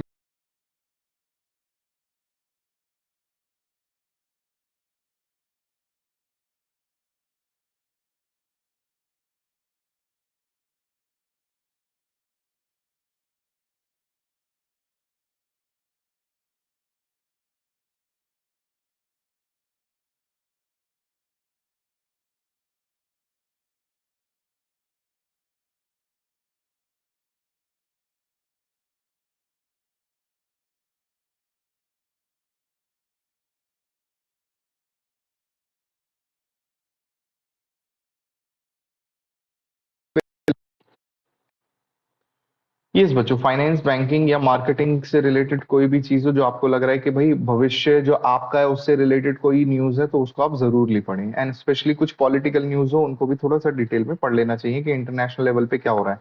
और आलतू फालतू ये जो बॉलीवुड वाली न्यूज होती है, ये जो स्टारडम वाली न्यूज होती है, उन पे एकदम इग्नोर करना, वो सब बेकार चीजें हैं। चलिए बच्चों, तो मैंने आपको डिफरेंस समझा दिया कि भाई कॉस्टिंग में और कॉस्ट अकाउंटिंग में डिफरेंस है। तो इवन आज के बाद आप भी बोलेंगे कि सर आप हमें कॉस्टिंग पढ़ा दो, तो बच्चों मैं आपको कॉस्टिंग कभी पढ़ाऊंगा ही नहीं, मैं आपको कॉस्ट अकाउंटिंग पढ़ाऊंगा। जब समय आएगा आपको मैं कॉस्टिंग बताऊंगा अपनी ही। मेरे को अभी फिलहाल हाल ही में अगर हम मिलते हैं कभी, तो अभी बच्चों मेरे को कल से एक कंपनी का कॉस्ट ऑडिट शुरू करना है। तो उस कॉस्ट ऑडिट में मैं किस तरीके से कॉस्ट अकाउंटिंग करता हूँ, क्या क्या इन्फॉर्मेशन बनाता हूँ, वो सब आपको दिखाऊंगा। एक्सेल पे क्या क्या डॉक्यूमेंट्स बनते हैं, क्या होता है, फिर उसकी फाइलिंग कैसे होती है। मतलब हर चीज सिर्फ आप थ्योरी में नहीं पढ़ेंगे, हर चीज का आपको प्रैक्टिकल भी प्रॉपर मिलेगा। ठीक है, चलिए। तो अब मेरी बात यहाँ पे खत्म होती है, जो मेरे को सिर्फ और सिर्फ आपको कॉन्सेप्ट से समझाना था। तो अब हम चलते हैं बुक की तरफ से। अच्छा बच्चों, कॉस्टिंग का अगर मैं बोलूं कि कॉस्टिंग कहाँ से शुरू हुई है, तो आपने ना एक व्यक्ति का नाम सुना होगा, फ्रेडरिक विच टेलर। इस व्यक्ति को हम फादर ऑफ मैनेजमेंट बोलते हैं। आपने सुना होगा F.W. टेलर, जिसने आपको साइंटिफिक प्रिंसिपल्स ऑफ मैनेजमेंट दिए हैं। पढ़ा है इसके बारे में आपने बच्चों? साइंटिफिक प्रिंसिपल ऑफ मैनेजमेंट पढ़ा है ना इसके बारे में? बिल्कुल। तो इन्होंने कहा था कि भैया मैनेजमेंट तो मैनेजमेंट है, जहां पे भी मैनेजमेंट करना है तरीके वही होंगे, काम वही होगा, पर स्टाइल लोगों की अलग अलग हो सकती है। क्योंकि स्टाइल मतलब होता है बच्चों आर्ट, किसी भी काम को करने का तरीका।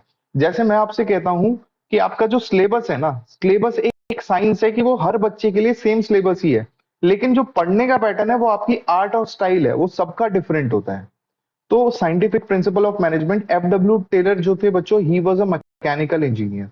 एंड बच्चों आज तक तो मुझे नहीं पता आपने F.W. टेलर को किन नजरों से देखा है, लेकिन आज के बाद आप इनको बहुत इज्जत की नजरों से देखोगे।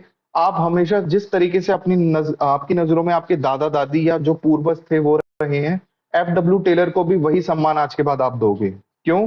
क्योंकि आपका ये जो बच्चों प्रोफेशन है ना सीएम में, उसका जो बड़ा रोल है वो F.W. टेलर ने दिया था। अगर F.W. टेलर जो कि एक मैकेनिकल इंजीनियर थे, कॉस्टिंग उन्होंने शुरू करी, याद रखना बच्चों, उन्होंने कॉस्टिंग शुरू करी, कॉस्ट अकाउंटिंग नहीं।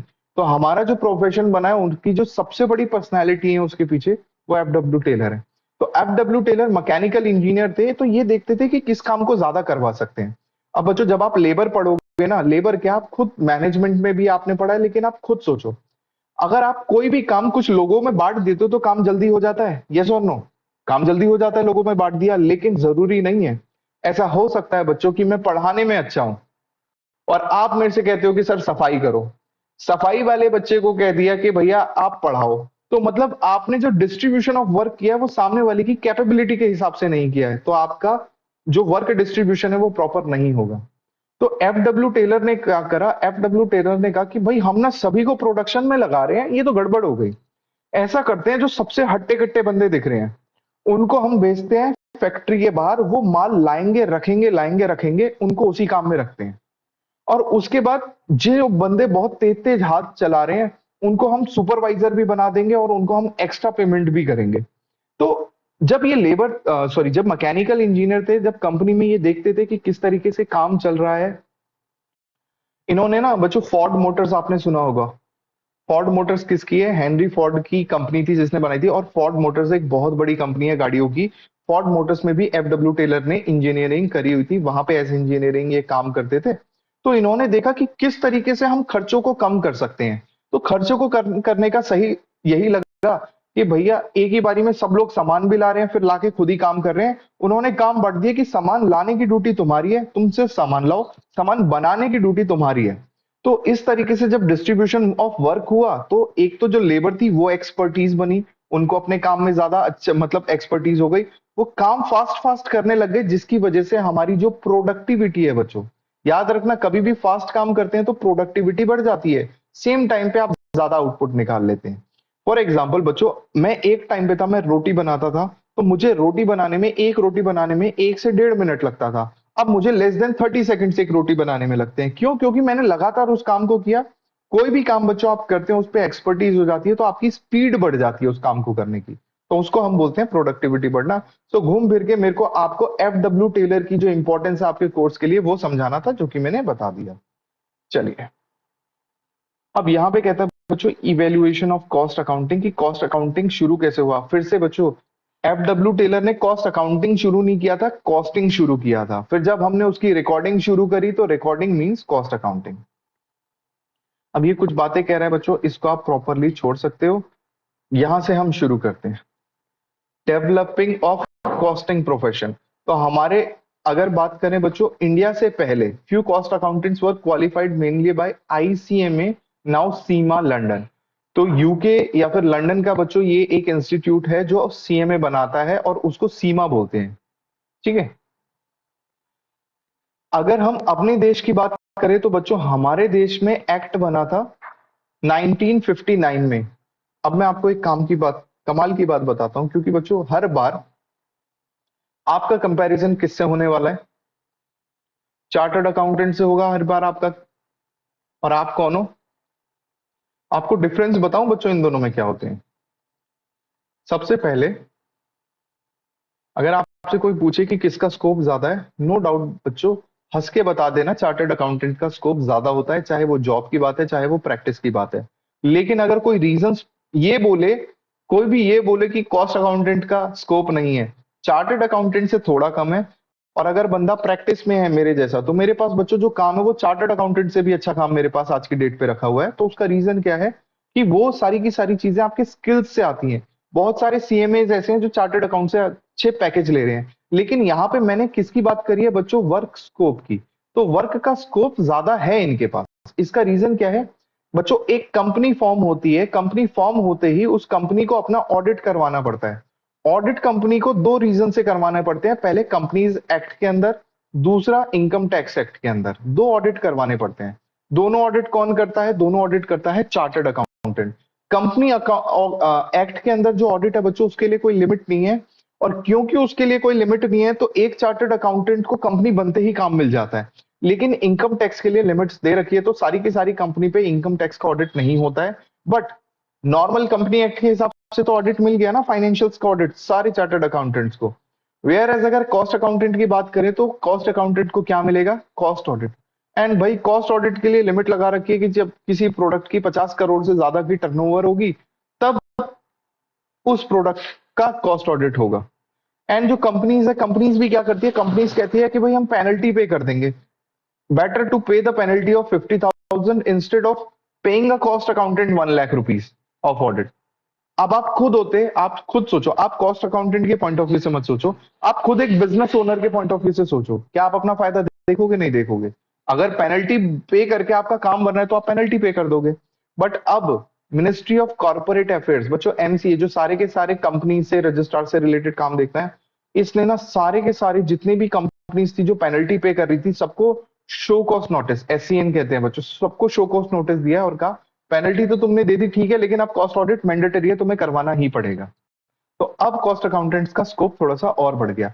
इसके अलावा अगर बच्चों किसी भी दूसरी चीज की बात की जाए, चाहे वो अकाउंटिंग हो, जीएसटी हो, कस्टम्स हो, सब में दोनों की पावर बराबर है। तो एक वजह से जो स्कोप ज्यादा होता है वो ये कि उनको सीधा फाइनेंस ऑडिट करने को मिल जाता है।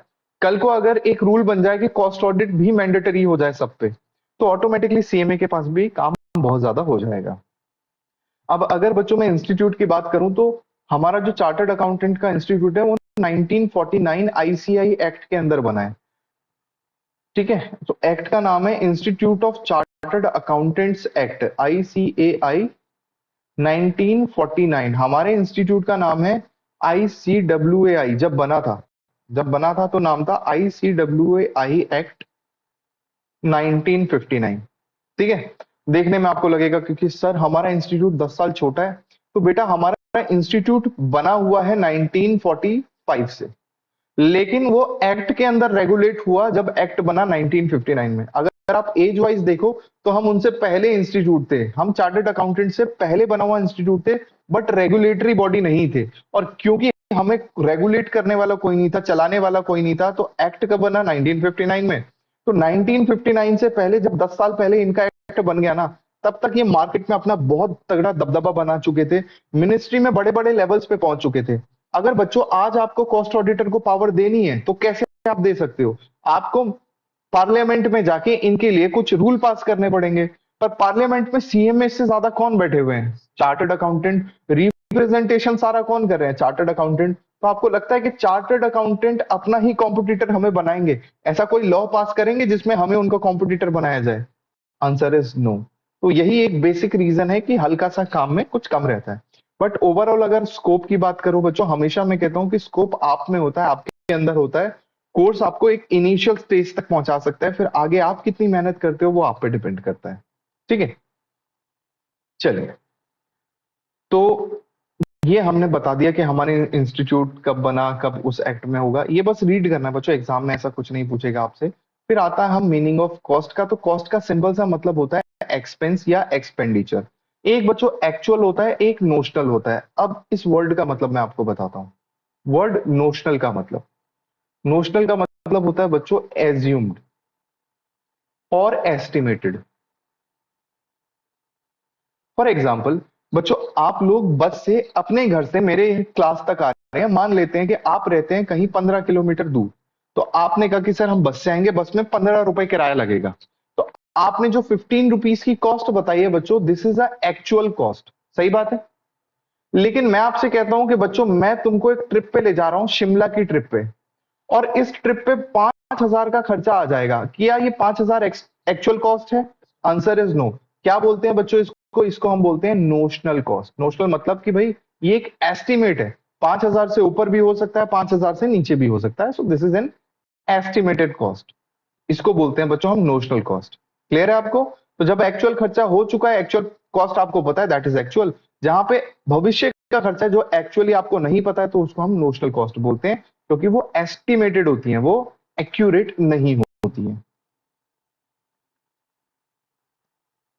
ओके, नेक्स्ट आ गया बच्चों वर्ड कॉस्टिंग। तो कॉस्टिंग का नॉर्मल मतलब होता है कॉस्ट अकाउंट को प्रिपेयर करना इज कॉस्टिंग। दूसरा कॉस्टिंग का मतलब होता है कॉस्ट को कम करना। तो फिलहाल ये जो आप कॉस्टिंग कर रहे हो, तो बच्चों जिस तरीके से अकाउंट्स को रिकॉर्ड करना वो सब करना अकाउंटिंग होता है, कॉस्ट को रिकॉर्ड करना कॉस्टिंग होता है।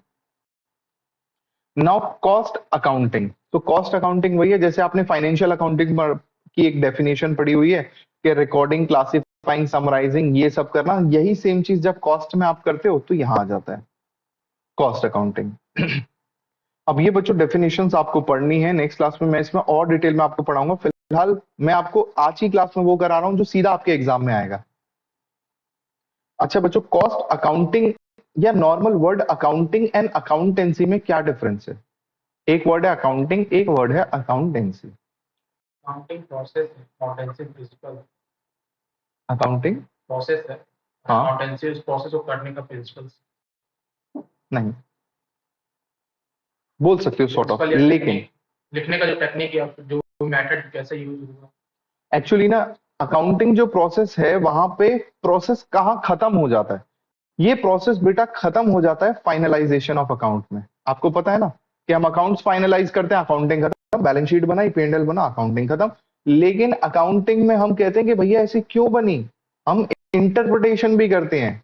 इंटरप्रिटेशन के साथ साथ जो भी हमारे डिफरेंट यूजर्स ऑफ अकाउंट्स हैं या फिर डिफरेंट स्टेक होल्डर्स हैं, हम उन स्टेक होल्डर्स को भी ये सारी की सारी डिटेल्स दे देते हैं। तो आपको डिफरेंस समझना है बच्चों कि अकाउंटिंग एक प्रोसेस है जिसमें finalisation of accounts last step होता है, और जहां ये खत्म हुआ है वहां से अकाउंटेंसी शुरू होगी।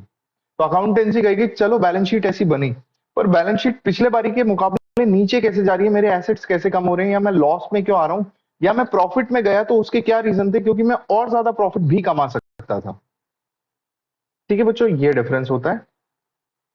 अब आते हैं बच्चों हम स्कोप ऑफ कॉस्ट अकाउंटिंग की, कॉस्ट अकाउंटिंग के अंदर हम कर क्या रहे हैं। तो सबसे पहले बोलता है बच्चों वो कॉस्ट एसर्टेनमेंट। तो फर्स्ट क्या आया हमारे पास स्कोप ऑफ कॉस्टिंग में, कॉस्ट एसर्टेनमेंट। एसर्टेनमेंट का मतलब होता है बच्चों पता लगाना। तो भैया कॉस्टिंग करने का सबसे प्राइम रीजन तो यही है कि अगर मैं ये पेन बना रहा हूं तो इसमें इतने का प्लास्टिक लगा, इतने की इतनी प्लास्टिक की निब लगी, इतना मेरे लेबर ने लिया, इतने मशीनरी के ओवरहेड थे, ये सारे के सारे खर्चे जब मैंने एड ऑन किए तभी तो मुझे कॉस्ट पता चली। और कॉस्ट का पता लगना बहुत जरूरी है क्योंकि बच्चों मैं फ्यूचर में ये बेचना चाहता हूं। तो अगर फ्यूचर में मैं बेचना चाहता हूं, पहले कॉस्ट तो पता चले, तब तो पता चलेगा इतना प्रॉफिट रख के बेचूंगा। तो सबसे इंपॉर्टेंट जो स्कोप है वो है कॉस्ट एसर्टेनमेंट। आपको जिस दिन बच्चों हर एक चीज की एक्चुअल कॉस्ट निकालनी आ गई ना, उस दिन आप अपने जीवन में बहुत ऊपर चले जाओगे। हर एक चीज की मतलब अभी आपको दुनिया में सबसे जो इंपॉर्टेंट चीज है उसकी कॉस्टिंग करनी नहीं आती है, जो कि है टाइम। ठीक है, इस दुनिया में सबसे इंपॉर्टेंट चीज बच्चों होती है टाइम। अगर आप टाइम की कॉस्टिंग करना सीख गए ना, कि टाइम को सही जगह इन्वेस्ट कर रहे हैं एंड टाइम को कहीं वेस्ट नहीं कर रहे, एंड कोई अगर आपसे टाइम मांग रहा है तो आप देख रहे हो कि भाई आपके टाइम की खुद की वैल्यू है। कभी भी फ्री फंड में किसी को अपना टाइम मत देना। सेकंड,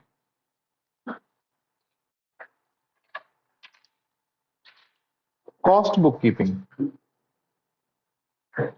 कॉस्ट बुक कीपिंग, अब बुक कीपिंग का मतलब तो मेरे यहाँ सारे बच्चों को पता है कि सर बुक कीपिंग का मतलब होता है रिकॉर्डिंग। तो आप क्या करते हैं, कॉस्ट को रिकॉर्ड करते हैं। अब आपको पता है कि अकाउंटेंसी एक स्टेज है, अकाउंटिंग एक स्टेज है, उससे भी पहली स्टेज होती है बुक कीपिंग। बुक कीपिंग का सिंपल सा क्या मतलब है बच्चों, कि आप सिर्फ और सिर्फ रिकॉर्डिंग कर रहे हो, लेकिन रिकॉर्डिंग के बाद जब आप recording, classification, classifying, presenting, finalisation ये सब करते हैं तो वो अकाउंटिंग बन जाता है। उसके बाद जब इंटरप्रिटेशन एंड स्टेक होल्डर्स को डिटेल देते हैं तो वो बन जाता है अकाउंटेंसी। तो यहाँ कॉस्ट बुक कीपिंग कह रहा है तो दैट मीन सिंपली कॉस्ट से रिलेटेड आपको सिर्फ और सिर्फ रिकॉर्डिंग करनी है। थर्ड, थर्ड पॉइंट आता है कॉस्ट कंट्रोल। एक्चुअल में बच्चों कॉस्टिंग का मतलब कॉस्ट कंट्रोल ही है। कॉस्ट कंट्रोल का मतलब है कॉस्टिंग, कि आप ना कॉस्ट को कंट्रोल कर रहे हो, आप एक लेवल से ज्यादा नहीं होने दे रहे। अभी बच्चों आगे ना हमारे एग्जाम में इसमें एक चीज आती है, अभी मैं ऑब्जेक्टिव्स आपको बताऊंगा, लिमिटेशंस एंड एडवांटेजेस पढ़ाऊंगा, सिर्फ उतना ही पढ़ाऊंगा आपको, बाकी चीजें हम नेक्स्ट क्लास में करेंगे। ये बच्चों पहली चीज है फाइनेंशियल एंड कॉस्ट अकाउंटिंग में डिफरेंस, इसको आप रीड करोगे, ये आपका होमवर्क है, डिस्कस मैं आपसे नेक्स्ट क्लास में करूंगा।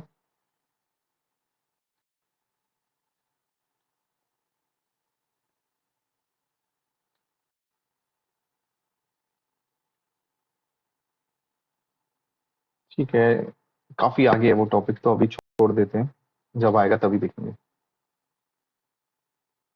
ठीक है, जहां कर रहा था वहीं से मैं आगे कंटिन्यू करता हूँ।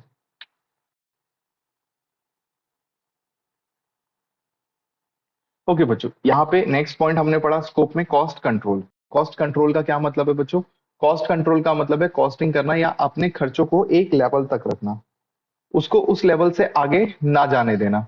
तो कॉस्ट कंट्रोल में हमेशा हर एक ऑर्गेनाइजेशन चाहती है कि मेरा अगर ये प्लास्टिक 10 रुपए का मिल रहा है ना इस पेन का, तो मैं 10 से महंगा ना खरीदूं, क्योंकि अगर मैं उसे महंगा खरीदूंगा तो मेरी कॉस्ट ऑफ प्रोडक्शन ज्यादा हो जाएगी। पर क्या मैं सेल प्राइस भी बढ़ा सकता हूं? नहीं। अगर सेल प्राइस बढ़ा सकते हो तो आपका प्रॉफिट है, लेकिन अगर कॉस्ट ऑफ प्रोडक्शन बढ़ गई तो आपको प्रॉफिट मार्जिन कम करना पड़ेगा। एंड आप बिजनेस में सर्वाइव ही किस वजह से करते हैं, प्रॉफिट मार्जिन की वजह से। सो अगर प्रॉफिट मार्जिन ही नहीं होगा तो बहुत बड़ी गड़बड़ हो जाएगी। ठीक है, नेक्स्ट आता है बच्चों cost reports. Fourth item, cost report. तो जिस तरीके से बच्चों हम अकाउंटिंग करते समय बैलेंस शीट या profit and loss final result बना लेते हैं, सिमिलरली कॉस्टिंग करने के बाद कॉस्ट रिपोर्ट बनाई जाती है, जिसको हम बोलते हैं कॉस्ट शीट। क्या है, कैसी है, इसका हमने डिस्कशन कर ही लिया है। आगे बढ़ते हैं, ऑब्जेक्टिव्स ऑफ कॉस्ट अकाउंटिंग। ये बहुत सिंपल है कि आप कॉस्ट अकाउंटिंग कर ही क्यों रहे हैं। तो सबसे पहला उसने बोल दिया कॉस्ट पर यूनिट निकालने के लिए, कि आप डिफरेंट प्रोडक्ट बनाते हैं तो उनकी क्या कॉस्ट पर यूनिट है। आप बेटा कभी ना मोमोज वाले को देखना, आपको ना अलग अलग टाइप की शॉप मिल जाएगी मोमोज वाली, कहीं कहीं मैंने ऐसा भी देखा है जहां पे ना 15 रुपए या 20 रुपए की मोमोज की प्लेट होती है। फिर आपको लगता है कि सब 20 रुपए की मोमोज की प्लेट ये बेच रहा है, इसे कुछ बचता होगा क्या? आपको क्या लगता है कुछ बचता होगा उसे? ऑफ कोर्स बचता है, तभी तो वो कर रहा है। लेकिन अगर आपको ये सस्ता मिला है तो उसने रॉ मटेरियल सस्ता खरीदा होगा, उसने खुद अपने लेबर चार्जेस सस्ते किए होंगे, और वो एक गरीब सा बंदा होगा जो साइकिल पे ठेला लगा के रखेगा। वहीं जो मेहनत ज्यादा करेगा, अच्छे शेफ को रखेगा, अच्छा मटेरियल देगा। देखो टेस्ट आपका गंदा हो सकता है, लेकिन क्या उसमें मटेरियल भी बेकार है? कभी टेस्ट से कॉम्प्रोमाइज करने को मिले तो कर लेना बच्चों, लेकिन जो हम कंज्यूम कर रहे हैं उसमें कभी भी मटेरियल की क्वालिटी से कॉम्प्रोमाइज मत करना। वहां पे किसी भी चीज से कॉम्प्रोमाइज नहीं होता, इसलिए उसके प्राइसेस हायर होते हैं।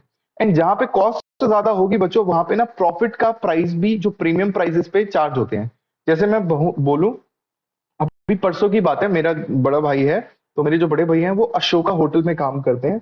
तो वो अशोका होटल से एक प्लेट मोमोज लाए थे जिसमें 8 पीस थे, और वो 1200 रुपए के थे। खैर उनको वो डिस्काउंट में मिल जाते हैं।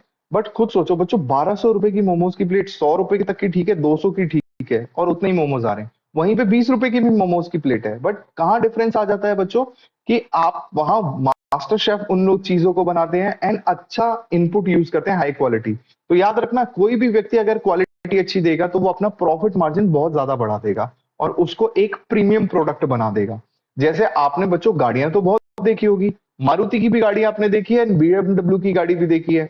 आपको पता है बच्चों, मारुति की गाड़ी जितनी होती नहीं है ना, उससे 10 गुना ज्यादा बीएमडब्ल्यू एक गाड़ी पे मार्जिन कमाती है। और बीएमडब्ल्यू, आपने रोल्स रॉयस सुना है? बीएमडब्ल्यू एक कंपनी है, उस कंपनी की सब्सिडरी कंपनी है रोल्स रॉयस। तो Rolls Royce is also product of BMW. तो ये बहुत छोटी छोटी चीजें हैं जो प्रैक्टिकल वर्ल्ड की, ये सब आपको याद रखनी होगी। चलिए नेक्स्ट कहता है, to provide the correct analysis of cost processes and operation and different element of cost. अब ये कहता है पहले तो आप कॉस्ट पर यूनिट निकालेंगे, ये काम समझ आया। उसके बाद कहता है आपको ना कॉस्ट आइटम वाइज भी पता होनी चाहिए कि मटेरियल की इतनी है, लेबर की इतनी है, इस प्रोसेस को करते हैं तो इतना खर्चा होता है। नेक्स्ट कहता है डिस्क्लोज सोर्स ऑफ वेस्टेज। बच्चों कॉस्टिंग करने का ना एक ये बहुत इंपॉर्टेंट वो होता है कि वेस्टेज पता चलती है। जैसे आज के समय पे बच्चों, मैंने कहा था आपके लिए सबसे इंपॉर्टेंट चीज टाइम है। आप टाइम की कॉस्टिंग करो कि कितना टाइम कहाँ आप लगा रहे हो। एंड आज से लेके 3-4 साल में बच्चों आपकी जो कॉस्टिंग की टाइम की इन्वेस्टमेंट होनी चाहिए ना, वो सिर्फ और सिर्फ अपने वैल्यू एडिशन पे होनी चाहिए। कोई भी चीज जो आपकी वैल्यू ऐड कर रही है किसी भी सेंस में, अगर आपको लगता है आप जिम कर रहे हो, जिम करके आपकी बॉडी बन रही है, तो वो भी वैल्यू एडिशन है बच्चों। आप मूवी देख रहे हो, मूवी देख के मजा आया, तो वो भी, उसको हम बोलते हैं बच्चों एंटरटेनमेंट कोशेंट, वो अच्छा होता है। लेकिन ये सारे कोशेंट ना भविष्य में आपको कुछ देंगे नहीं।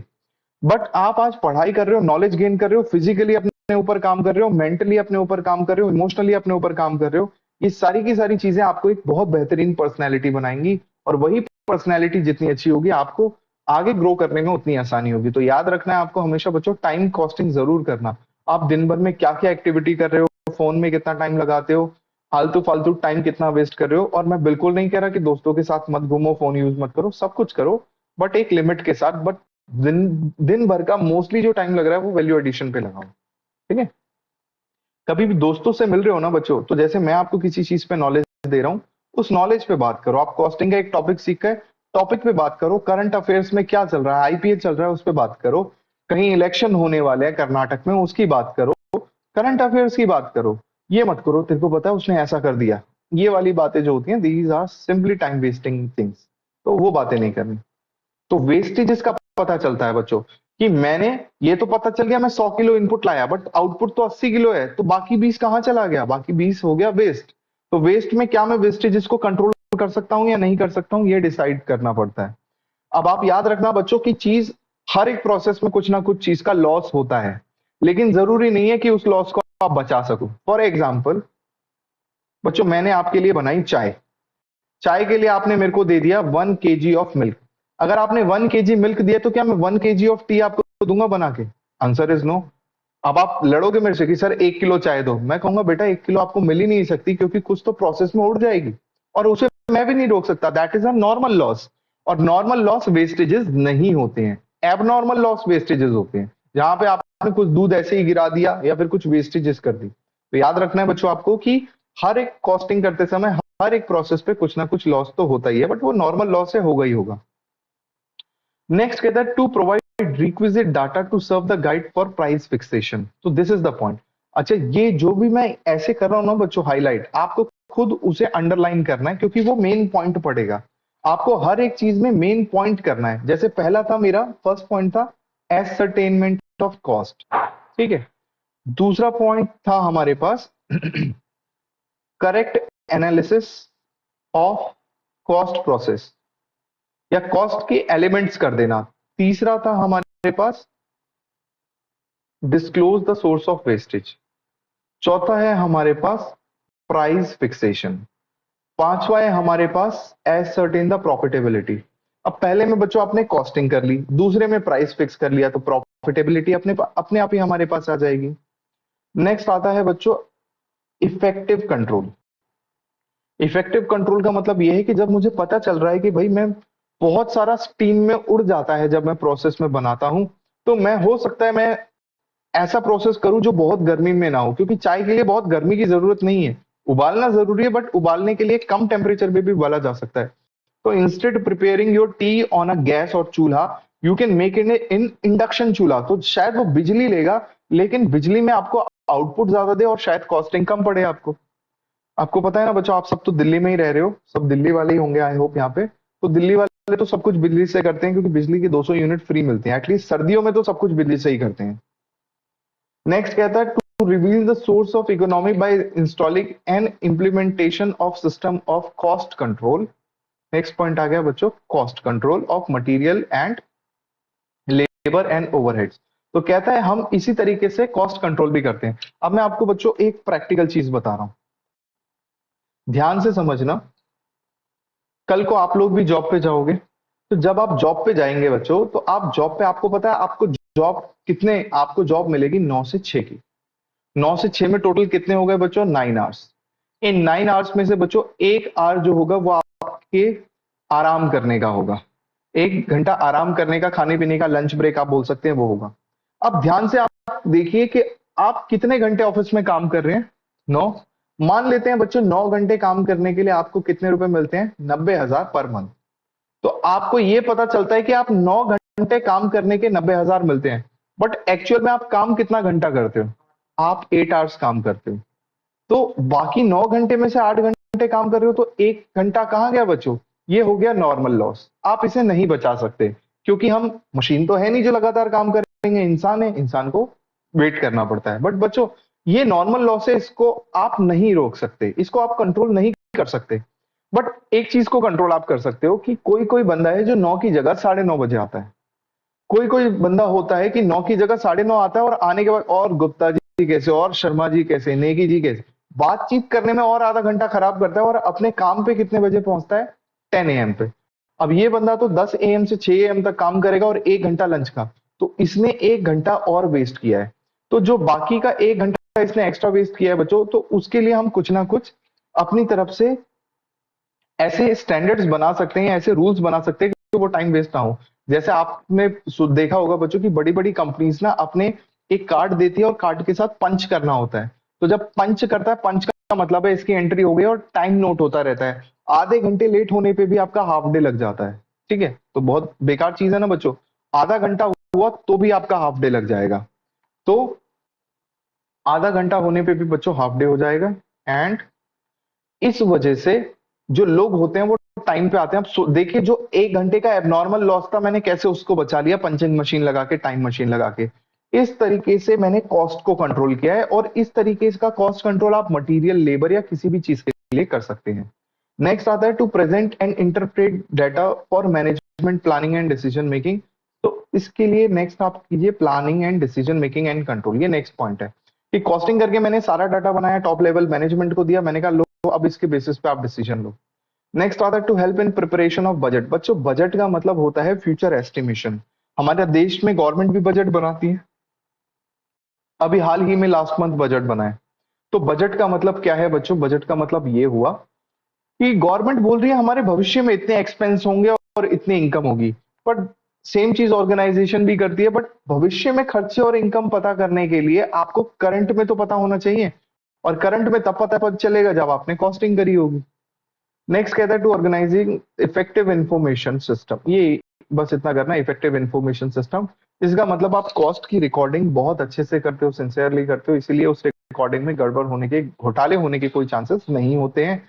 जो भी चीजें होती हैं वो हमें सारी की सारी as it is point to point मिलती रहती है। कोई भी उसमें इंफॉर्मेशन में कोई माल प्रैक्टिस होने के चांसेस नहीं होते। सो जो बच्चों, मैं आपसे कहता हूं आप अपने डेली के खर्चे लिखो।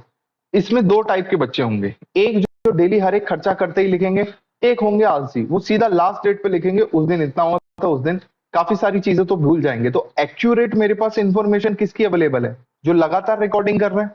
तो यही चीज ऑर्गेनाइजेशन के साथ होती है बच्चों। कॉस्टिंग के लिए अलग से एक बंदे को हायर किया, वो सारी की सारी रिकॉर्डिंग कर रहा है। अगर अकाउंट्स वाला ही कॉस्टिंग करेगा तो वो कुछ ना कुछ मिस कर सकता है और आपका इंफॉर्मेशन सिस्टम एकदम इफेक्टिव नहीं होगा। नेक्स्ट कहता है to guide the management, management को गाइड करता है किस तरीके से? इंसेंटिव एंड बोनस प्लान्स के लिए एंड प्रोडक्टिविटी के लिए। अब सिंपल है बच्चों, कॉस्टिंग करते समय आपने देखा वेस्टेजेस बचाना है। अगर वेस्टेज आपने बचा ली, लोगों को ज्यादा काम करवा रहे हो, तो उतने ही समय पे ज्यादा प्रोडक्टिविटी आएगी।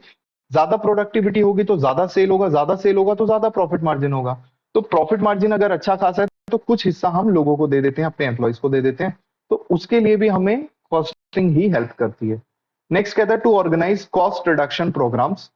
कहता है अलग अलग डिपार्टमेंट में हम कॉस्ट रिडक्शन प्रोग्राम्स करते हैं कि आप लोग कैसे अपनी कॉस्टिंग बचा सकते हैं। ठीक है, जैसे अभी बच्चों मैं आपको अपने इंस्टीट्यूट की बात करूं, आप सबके पास किताबें आ गई हैं? देखो बच्चों, किताब दिखाओ। ये है बच्चों आपके इंस्टीट्यूट की किताब। ठीक है, अगर मैं बात करूं ना पिछली वाली किताब का, तो इसका साइज उससे 1/4 कम हो चुका है। 1/4 मतलब 75% रह गया। ये आपका इंस्टीट्यूट कॉस्टिंग कर रहा है, बुराई नहीं कर रहा, मैं उसकी कॉस्टिंग के तरीके आपको बता रहा हूं। तो उसने सबसे पहले क्या किया? साइज कम कर दिया। दूसरा, उसने जो क्वालिटी ऑफ पेजेस है ना बच्चों, वो बहुत बेकार कर दिया। अच्छा, आप फाउंडेशन में हो, आपके लिए क्वालिटी पेजेस के साथ कोई भी छेड़छाड़ नहीं हुई है। सीएमए इंटर के बच्चों के साथ क्वालिटी ऑफ पेजेस बहुत ज्यादा बेकार है।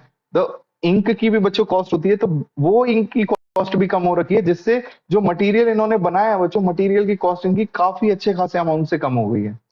लेकिन मिस प्रिंटिंग बहुत ज्यादा है, बहुत ज्यादा मिस प्रिंटिंग है। जब भी कुछ क्वेश्चन करने का कोशिश करो तो एक बार मेरे को जरूर दिखा देना बच्चों, क्योंकि हर एक क्वेश्चन में ऑलमोस्ट कुछ ना कुछ मिस प्रिंटिंग करी है। अभी थोड़ी देर पहले मैंने सीएमए फाउंडेशन की अकाउंट्स की क्लास ली थी, तो उसमें मैं एनपीओ पढ़ा रहा था। मैंने 3 क्वेश्चन कराए, तीनों के तीनों क्वेश्चन में ईयर में कुछ ना कुछ गड़बड़ थी वहां पे। ठीक है, नेक्स्ट आता है to find out the profit and loss by identifying the revenues. The revenues के बाद आएगा बच्चों एंड द कॉस्ट। यहाँ पे एंड नहीं लिखा हुआ, देखो यहाँ पे भी एरर है। And the cost of product and service.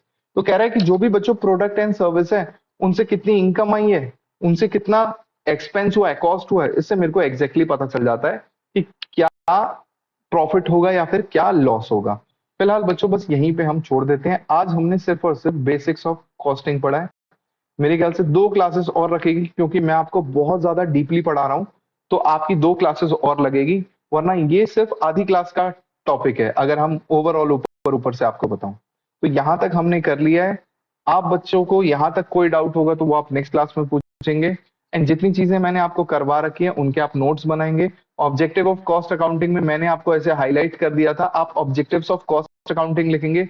सिर्फ वो जो वर्ड हाईलाइट किए हैं वो आप करेंगे। नोट्स आपको प्रॉपरली बनाने हैं, नोट्स जरूर बनाने हैं बेटा। जितना ज्यादा आप नोट्स बनाएंगे, आप याद रखना, क्योंकि थ्योरेटिकल कंटेंट ज्यादा होगा एग्जाम में, तो आपके पास होने की प्रोबेबिलिटी बहुत अच्छी हो जाएगी। ठीक है, अच्छा आज की क्लास से रिलेटेड किसी कोई डाउट है तो वो पूछ ले।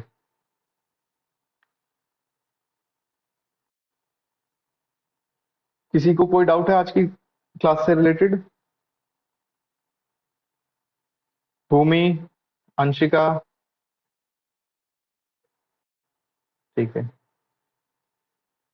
ठीक है, किसी को कोई डाउट नहीं है तो आज की ये कक्षा हम यहीं समाप्त करते हैं। नेक्स्ट जो क्लास होगी बच्चों, नेक्स्ट में हमारी अकाउंट्स की ही क्लास होगी। फिर उसके अगली क्लास से आपको अकाउंट्स के साथ साथ या तो स्टैटिस्टिक्स और मैथ्स हम साथ में शुरू करेंगे, या फिर इकोनॉमिक्स एंड बिजनेस मैनेजमेंट शुरू करेंगे। वैसे लॉ भी हो सकता है, तो डिपेंड करता है। तो नेक्स्ट क्लास भी एक सिंगल होगी, उसके बाद दूसरी होगी। तो आपका बस इतना सा काम है कि जो हमने पढ़ाई करी है उसके नोट्स बनाइए। एंड मैं अभी आपको अपनी ऐप का लिंक दे देता हूँ, ऐप सब डाउनलोड करेंगे। उसमें आपका एक कोर्स होगा सीएमए फाउंडेशन का, उस कोर्स को आप ले लेंगे। कोर्स में लेने के बाद हर क्लास के इवनिंग के, जरूरी भी नहीं, इवनिंग शायद 2 घंटे बाद ही वहां पे आपको क्लास मिल जाएगी। तो कोई क्लास अगर आप ना भी ले पाए तो वहां से आप कर लेना। एंड वंस अगेन, मैंने वहां पे व्यूज की रिस्ट्रिक्शन नहीं डाली है, अनलिमिटेड व्यूज है। तो जितना ज्यादा बार हो सके हर एक टॉपिक को करो, क्योंकि बहुत छोटी छोटी चीजें हैं जो आप मिस करोगे, बड़ी बड़ी चीजें तो आपको याद रहेंगी। ठीक है, तो आज की कक्षा यहीं समाप्त करते हैं बच्चों हम। Bye bye, have a wonderful day.